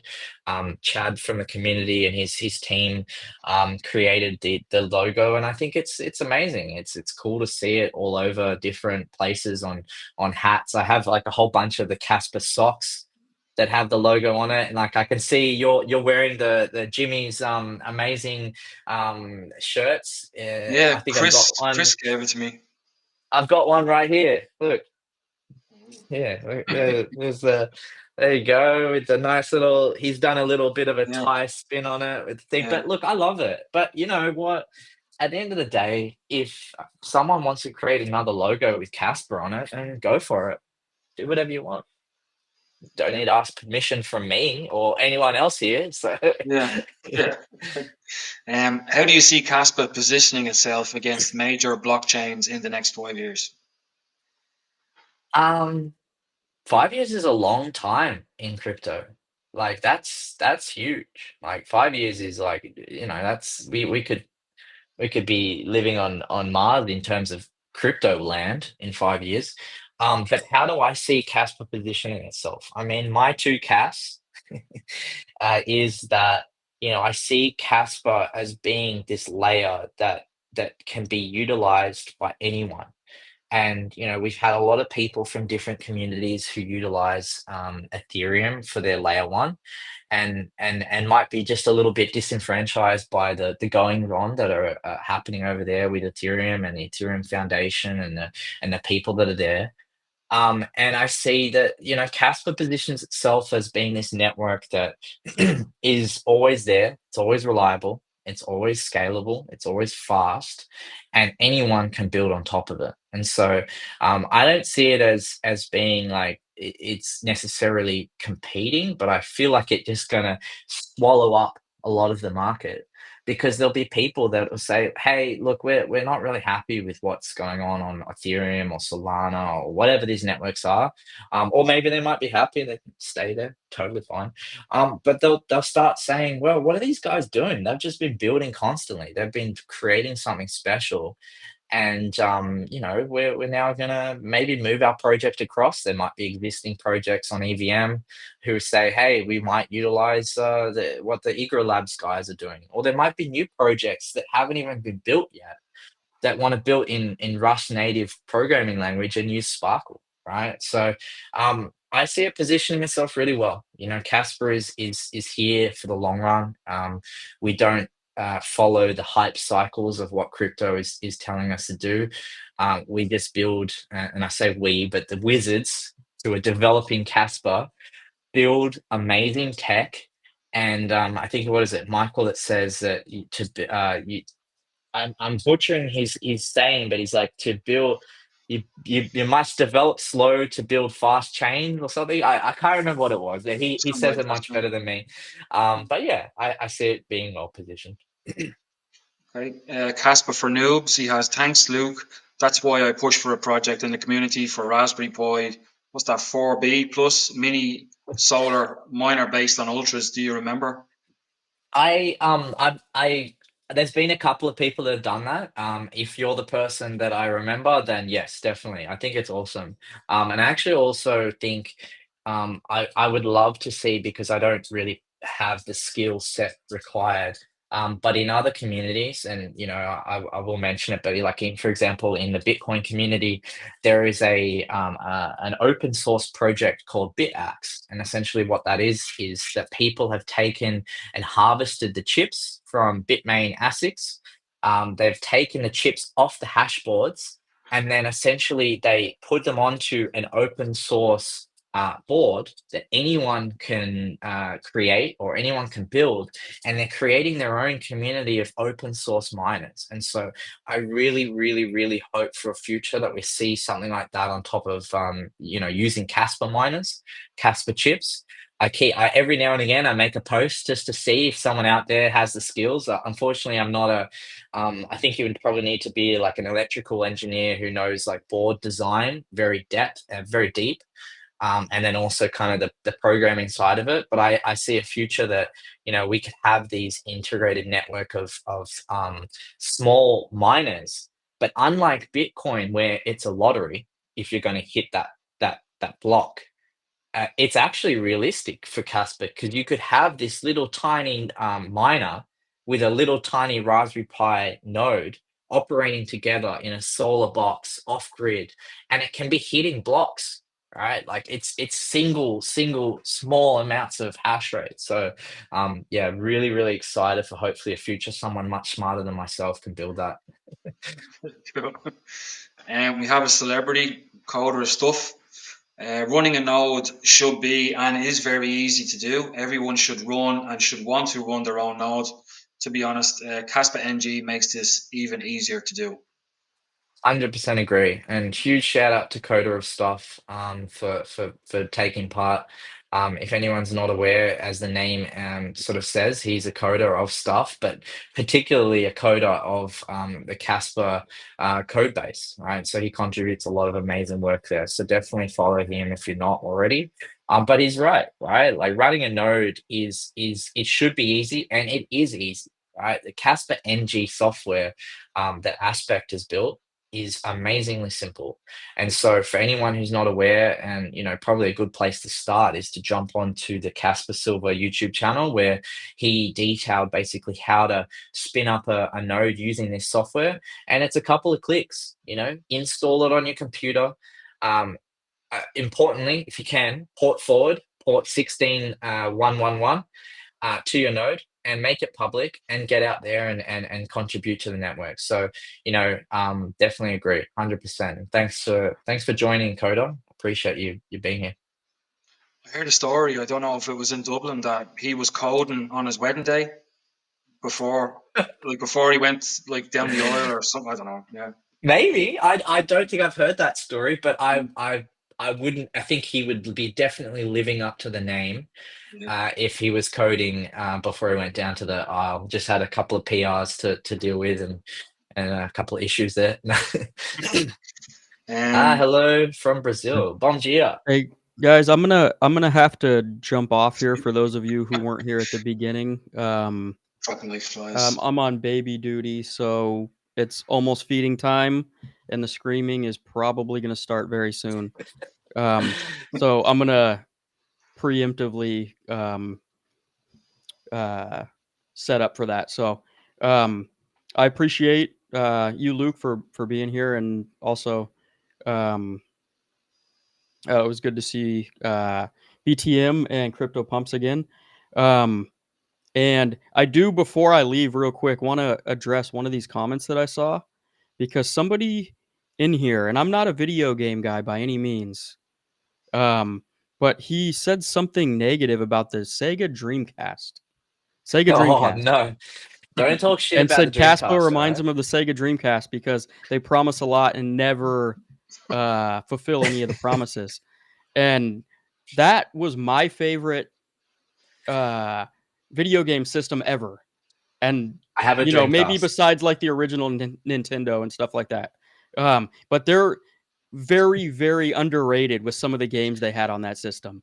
And the controller was very similar to the N64 controller, and everything about it I liked. And then it completely just flopped and left, and I don't know what happened. No more games were being but anyways, that was kind of a joke. Everybody's entitled to their own opinion. But I love that, and I got to say, I love Dreamcast. I have one still to this day. I play it every now and again, and it is still also one of my favorite consoles ever to exist. So I am in the same camp. Don't worry. Yeah, I lost mine, and now I don't have another one. So, and you can probably hear the screaming. So I'm going to take off, guys. All Hear right, the lovely crowd. to Thanks. meet you, and I'll see you guys see later. ya. See See ya. All right, thanks for joining, Cat Daddy. Thanks. Another question there. Tell me if you have to go, Luke. We're just trying to. I have to skip through a few questions, so apologies if I miss yours. But there's still a good few questions there. Somebody has a question. Also, if you start increasing the blocks per second, then running a node will be more expensive due to hardware costs. So right now, 10 blocks per second is enough. Is that right? So, I mean, look, that's definitely accurate. So going from 1 block per second to 10 blocks per second, there is a slight increase of resources required for that node. So currently for a 1 blocks per second node, on average, you're probably going to need a quad core CPU, which is pretty much any CPU built in the last five, even maybe 10, 10 years is probably a stretch, but the last 5 years. And you're going to need at least 4 gigs to 6 gigs of RAM, right? Now, to put into perspective, that amount of resources just for that is so minuscule. Like my phone has more resources than that right now, right? So that's where we're coming from, right? And as we move to 10 blocks per second, definitely the resources jump up a little bit, but the core contributors are really focused on optimizing that as much as possible. So, when I look at, the 10 blocks per second nodes, I think for in my testing and from what I've learned, you need definitely about 6 to 8 gigs of RAM. I think that the initial block sync will freeze if you have any less than 8 gigs, but then after that, it drops down to a much lower amount of requirement speed. So, and look, to put it in perspective though, even that 8 gigs of RAM, a quad core processor, and 300 to 500 gigs of storage for a standalone node is really not much at all. And so when you put it in perspective of what the other projects out there require for their node offering, it is still so minuscule. It's nothing, right? So yeah, there is going to be some requirement increasing in certain requirements, but I think if you zoom out and you compare it to the other projects, it is still super, super, super approachable and something that most people have lying around on their old hardware in their house anyway. Okay. No problem. Yeah, I don't think there's a staking requirement. I know for Ethereum, there was a huge staking requirement to run a node 32, because I thought 32 about it. Ethereum, crazy. Yeah, I thought about it. I was like, I can't afford that. But yeah, I Definitely definitely not. need to update my Caspa node. I had an old Yeah, one, look, it's it's but I um might. it's easy. Kaspa NG. Jump on their website, download the software, play around with it. It also comes with a beautiful visualizer that you can use and a wallet if you want to use it as well. But yeah, play around with it. Nice. I had the old Lavendi. one, and I was. Oh, Go ahead, sir. Hey, Yeah, I had the old one. I Lavendi. was Hey, running it thanks for on an joining. old desktop. Oh yeah, yeah. cool. I need to update that desktop. I might get it back going again. Yeah. Yeah, Lavendi blockchain banter Monday nights. Tune in. And Chris, Yeah, awesome. did Chris Hutchinson, did he have his interview with you to become a Caspa ambassador, or did you start around the same time? So, unfortunately, I did not get the brilliant honor of interviewing Chris. That was a little bit. I think he joined just shortly after me. But definitely, if anyone is not aware, Chris and the guys from Blockchain Banter do amazing work. So definitely check them out. Lavendi is launching his new media company soon. I think it is Crumpet Media. So I'm sure there's going to be some exciting things coming out of that side. And yeah, definitely check them out. I picked up my crumbs today. If anybody's not aware, you can pick up 10,000 crumbs every day from Crumpet Media to your wallet, and basically it's going to be a media platform, isn't it? If you like somebody's story, you can tip them Crumpet. So it's a good idea. See So how it goes. British, so British. Crumpets. Crumpets, yeah, yeah. Crumpet. Crumpet. No, I picked up some crumbs because I want to support the guys, get in there, see what they're gonna put out to the community, and that's the beauty, right? People are starting to just kind of branch out and say, I've seen all these other people doing this. Why can't I? And so they're going to build their own things, their own media companies and whatever. It's awesome. So cool. Good work, guys. That's for Cat Daddy, but he's gone. I missed Friday night Cask Cocktails. He did a live stream last night where he was having a drink and just just a casual thing. It was good. I went into it. It's Um, cool. Crypto Times 101. Kaspa is fast enough to have smart contracts as a layer 2. Smart contract is computational heavy, so you have the best of both worlds with minimal delays because the layer 1 sequencer is so fast and efficient. 100% agree, definitely. And that's exactly the situation here. Rather than bloat the layer 1, we keep the sequencing lean and mean and fast and reliable, and we put that computational heavy layer onto the layer 2s. But the beauty is that they are in constant communication with the layer 1, and so everything goes to the layer 1 first in sort of a base roll up sort of view, and then goes to the layer 2. So Casper benefits, miners benefit, everyone benefits. It's beautiful. Yeah, that's the problem with Ethereum, isn't it? The base layer is too slow, so trans has to be done on this layer 2, is it? Or Yeah, so I mean, I say this from the outside, but the way that I see Ethereum operating is definitely because of the speed or the lack thereof speed on Ethereum. They obviously have roll-ups to enable other networks to offer that speed to their users, but they build their own sequencer. And so if you imagine this, right, the concept is you have Ethereum, then you have your layer 2 on top of it. Now, the layer 1 is not fast enough to, allow their users to do insane speeds, right? Because what is it? There's only um, uh, the speed is just not fast enough, right? So you have the layer 2 build their own sequencer, which is essentially guaranteeing the series of events when they occurred and who did what, blah blah blah.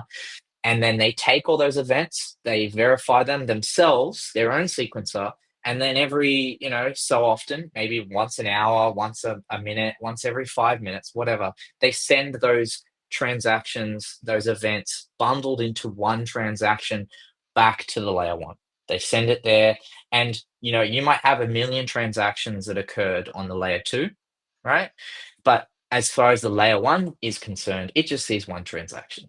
And so when I say, it has an element of kind of parasitic nature, it's basically the layer 2 is benefiting from building on top of Ethereum by using it, but it is not able to actually give back to the network because it's really only doing one thing every now and again, right? So yeah, that's my oversimplification of what is going on in the Ethereum ecosystem.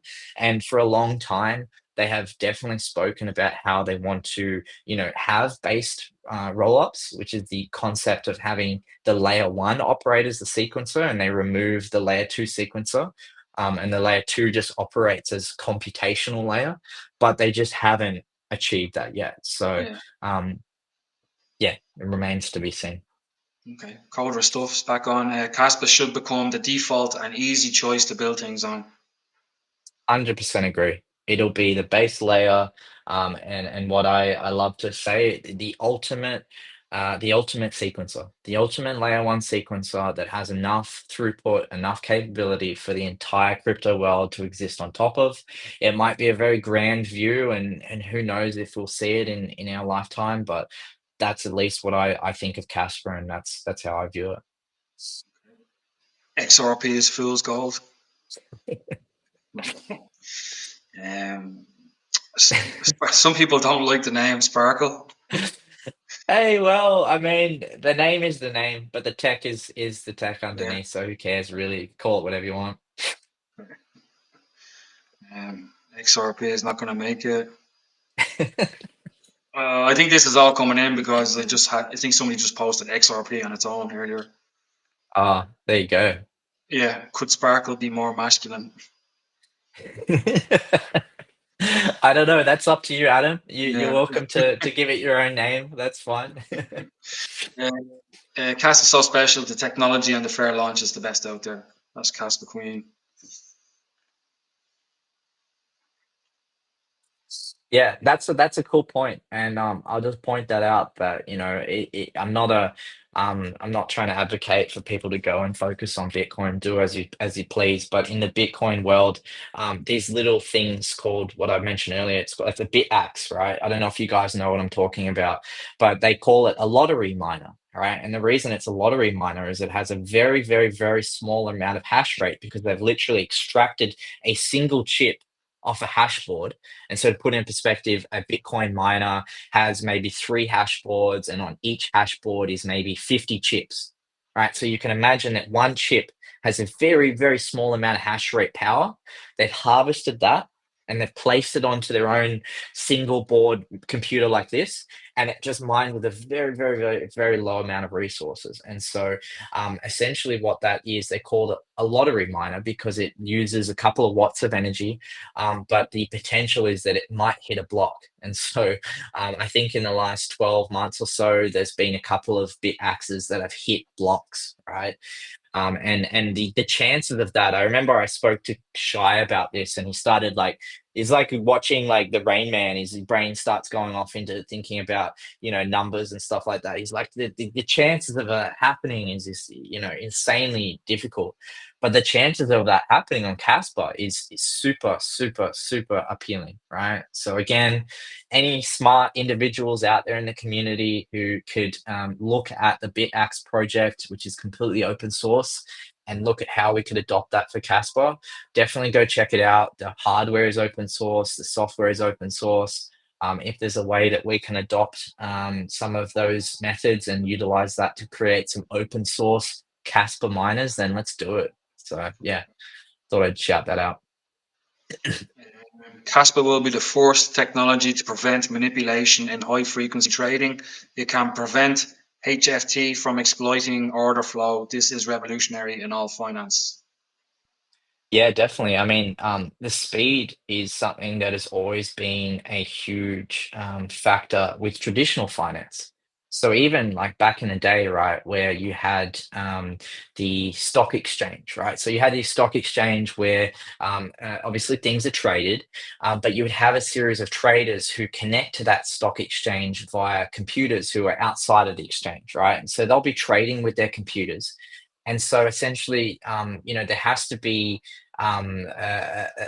to ensure that the trades are executed in the right order at the right time. The speed is critical, right? So it's critical for a trader using a terminal to be able to execute trades at the same sort of time as everyone else. And so with Casper, because of the throughput, because of the blocks arriving currently every second and soon 10 times a second, the speed and the finality will make it so that hopefully in the future, which is kind of what I believe my understanding, my simplified understanding of a lot of the interest in the very, very high block rate of 50 blocks per second, maybe even 100 blocks per second, is to really combat that MEV issue, that issue where people can see the orders of things being placed, and with bots or machine learning, they can trade against that to benefit themselves. So 100% agree. There's going to be a lot of amazing things that are going to be built on top of that, and yeah, couldn't agree more.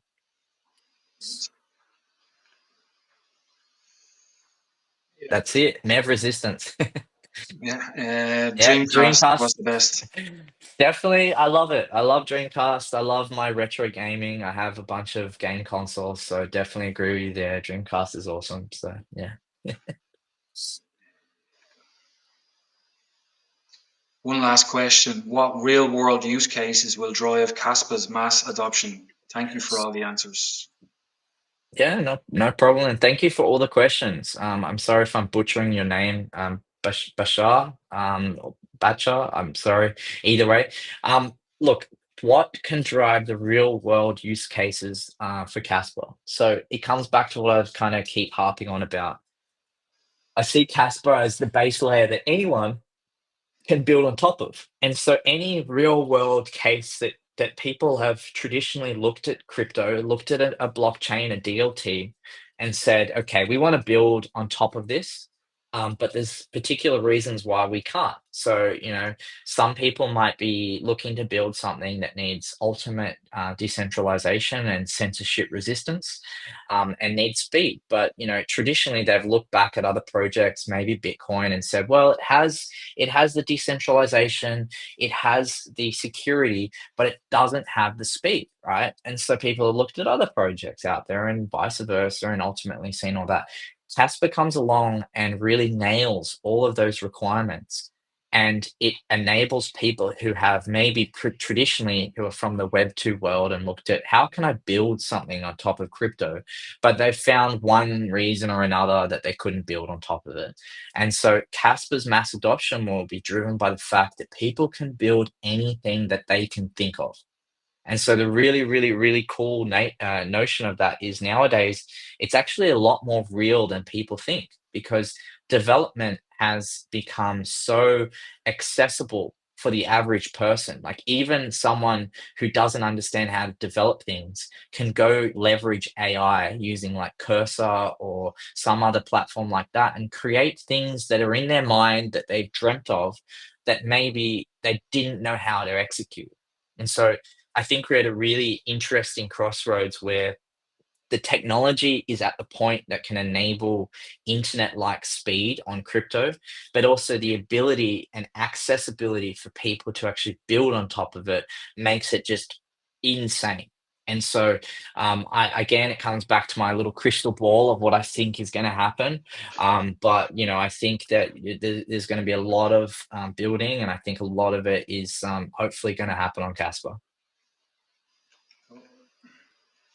Somebody is sticking up for Aspect. Shout out to Aspect. He's so capable. He can name it whatever he wants. Aspect is absolutely amazing, and when I met him in person in Australia, we had many chats that went on for hours with him, expressing his passion for not only Casper but nurturing and helping new developers to learn how to program. Right, like I'm not a developer. I moonlight as a developer sometimes and play around with things and try to have fun, which is ultimately what everyone should be doing. But he really is passionate about educating other developers, and so I think in his spare time is looking at how can I bring up the next generation of developers. So definitely, if you ever see him, ask him about it. You better have a lot of time, because he will spend a long time talking about it. And I think that's for good reason, because it's really the lifeblood of what drives him. So definitely love Anton. He's an absolute pillar of the community. So definitely cool. Cool. Casper Queen. I love the name Sparkle. Definitely. Yeah, it's awesome. You rock.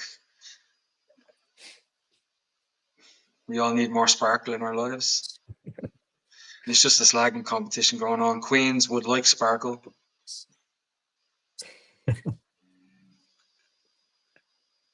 What's the difference between proof of stake and Visa? Visa is Famous, it famous and maybe? make money? Visa and make money?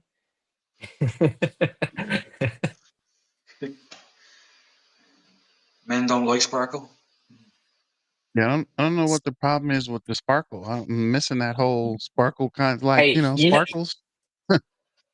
man, look, if it makes us talk about it, then it's already winning. Like Yeah. marketing or, this type of approach is getting that into the psyche of people, right? And so right now we have a whole host of people, whether you like it or not, who are thinking about Sparkle and going, wow, it is this thing that's coming with Casper, and they're going to remember it.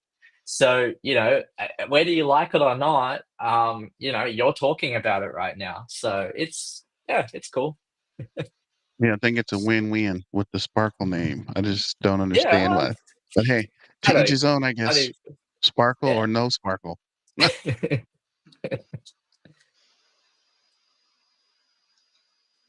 don't. You probably know what he's talking about there, do you?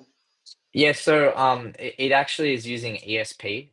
So it's ESP32, I believe it is. So it's not actually a Raspberry Pi.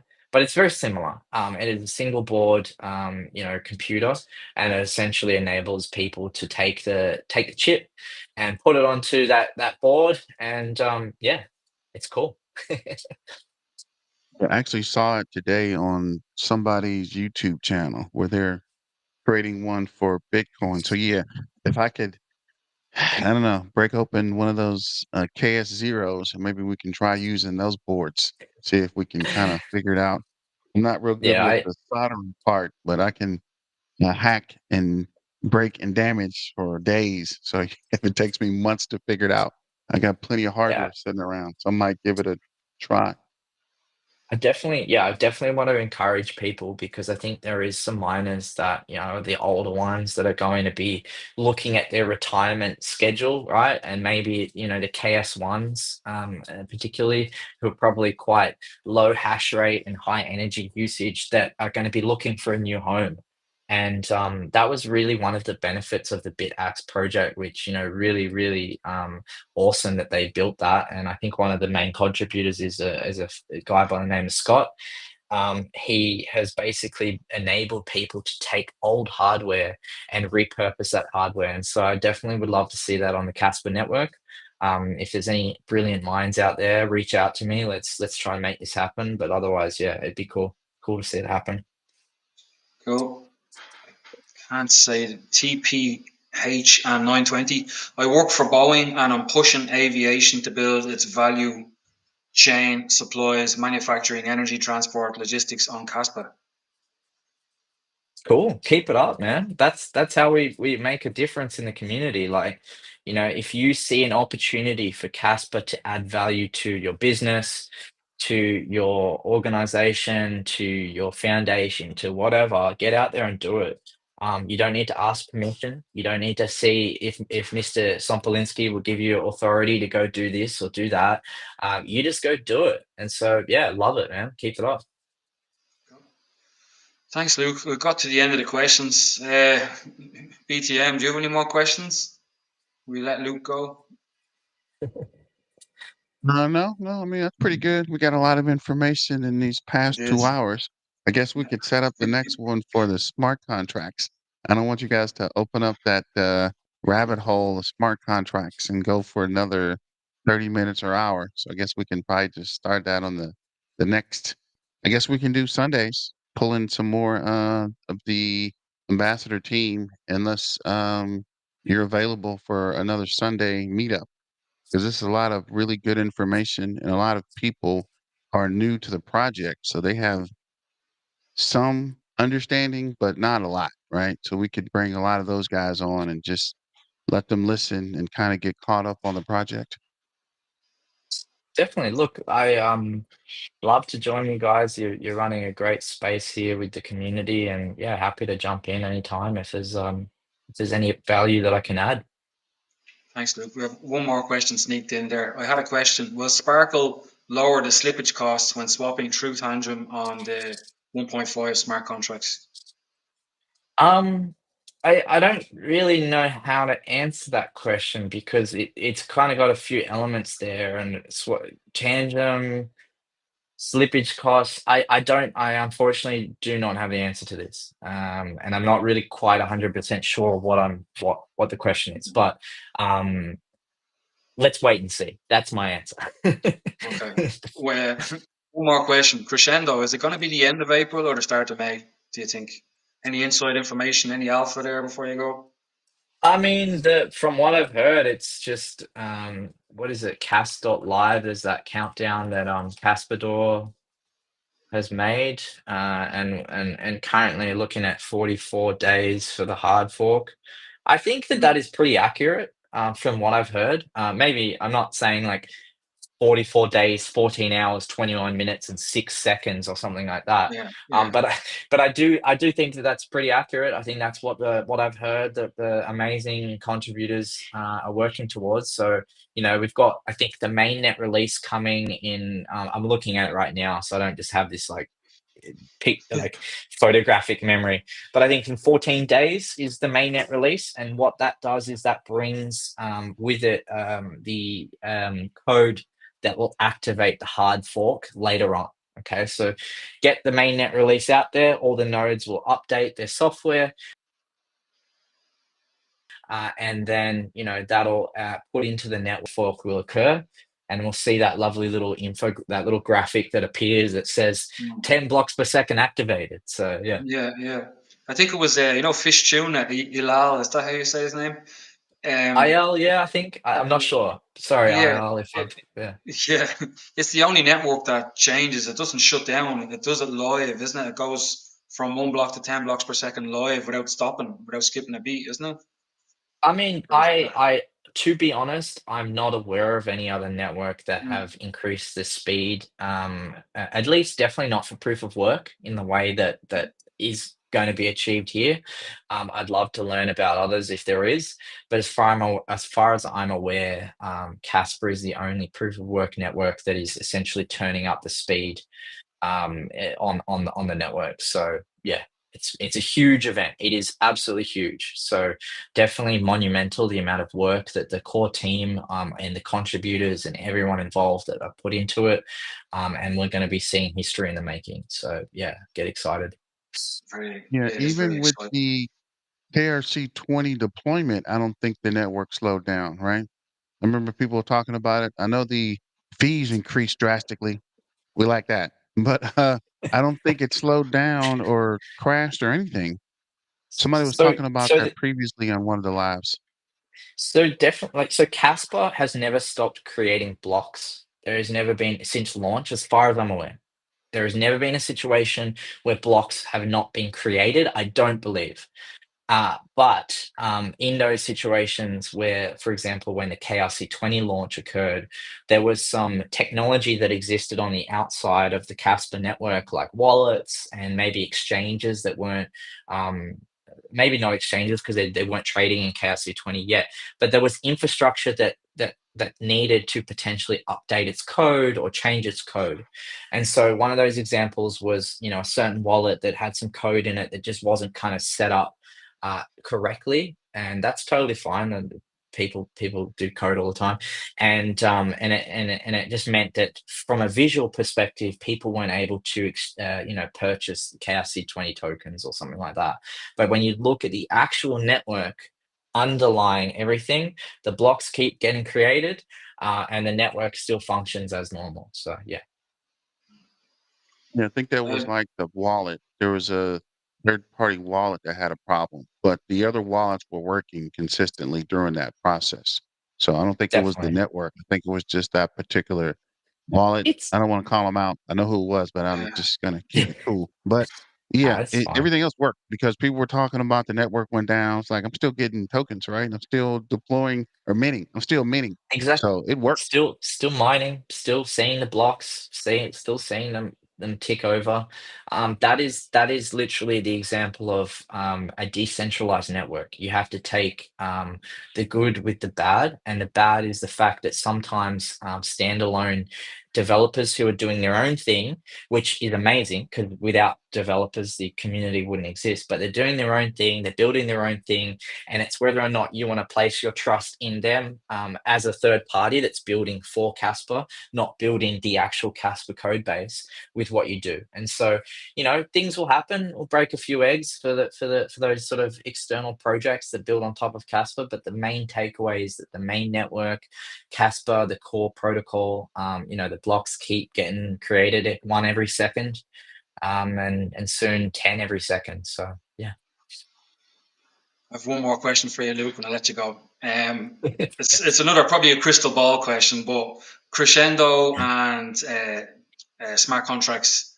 Like, do you think there's people lined up to leave other chains and come over to build on Caspa, or that are waiting to do it, waiting for all this to happen, or do you think it'll be like more a gradual over time kind of thing? Look, I think anecdotally, I have spoken to different projects over the last year who have taken a bit of a view of Casper. They've looked at it, as somewhere that maybe they want to move. Like I spoke to a project a while back who was literally moving away from Ethereum. They were EVM. They were done with what they had seen on that network, and they were looking for a new home. Now, unfortunately, timelines didn't line up with them for them to kind of look at Casper as being their new home. But I think that is not an isolated situation. There's going to be a lot of people from other communities who are going to look at Casper, and they might take a couple of different approaches, and look at how they where they want their new home to be. And I really, really, really think that Casper is going to be that new home. And yeah, 100% agree. I just had a message from the man himself, Mr. Coder of Stuff. Sorry to kind of force this in here, but we expect to be on time for release end of March. Activation end of April / early May. So definitely he's personally pushing for end of April. So that you heard it here from the man himself, the Coder of Stuff. That's the timeline. That's great. That's massive alpha at the end there. Brilliant. That was perfect timing. Perfect. Yeah. Huge shout out to Coder. He attends all of the spaces, always see him around, taking part in the community and getting involved. So love your work, man, and keep it up. Yeah, definitely. Okay. Thanks, Luke, for coming on. I hope you'll come back on again. I hope you enjoyed it. Hope we can keep it. Apologies for keeping you 2 hours and 15 minutes. Mate, I totally am fine to talk about Casper. As you could tell, I could probably talk about Casper underwater. So don't you worry. And I'm sorry if I have waffled on for too long during this space. But yeah, thank you for having me, guys. It's been a pleasure. No, it's brilliant. No, I appreciate it, Luke. Thanks for coming on and talking to us, and we'll speak to you soon. Thanks everybody for watching as well in the comments. Thanks, everyone. Been a pleasure. Right.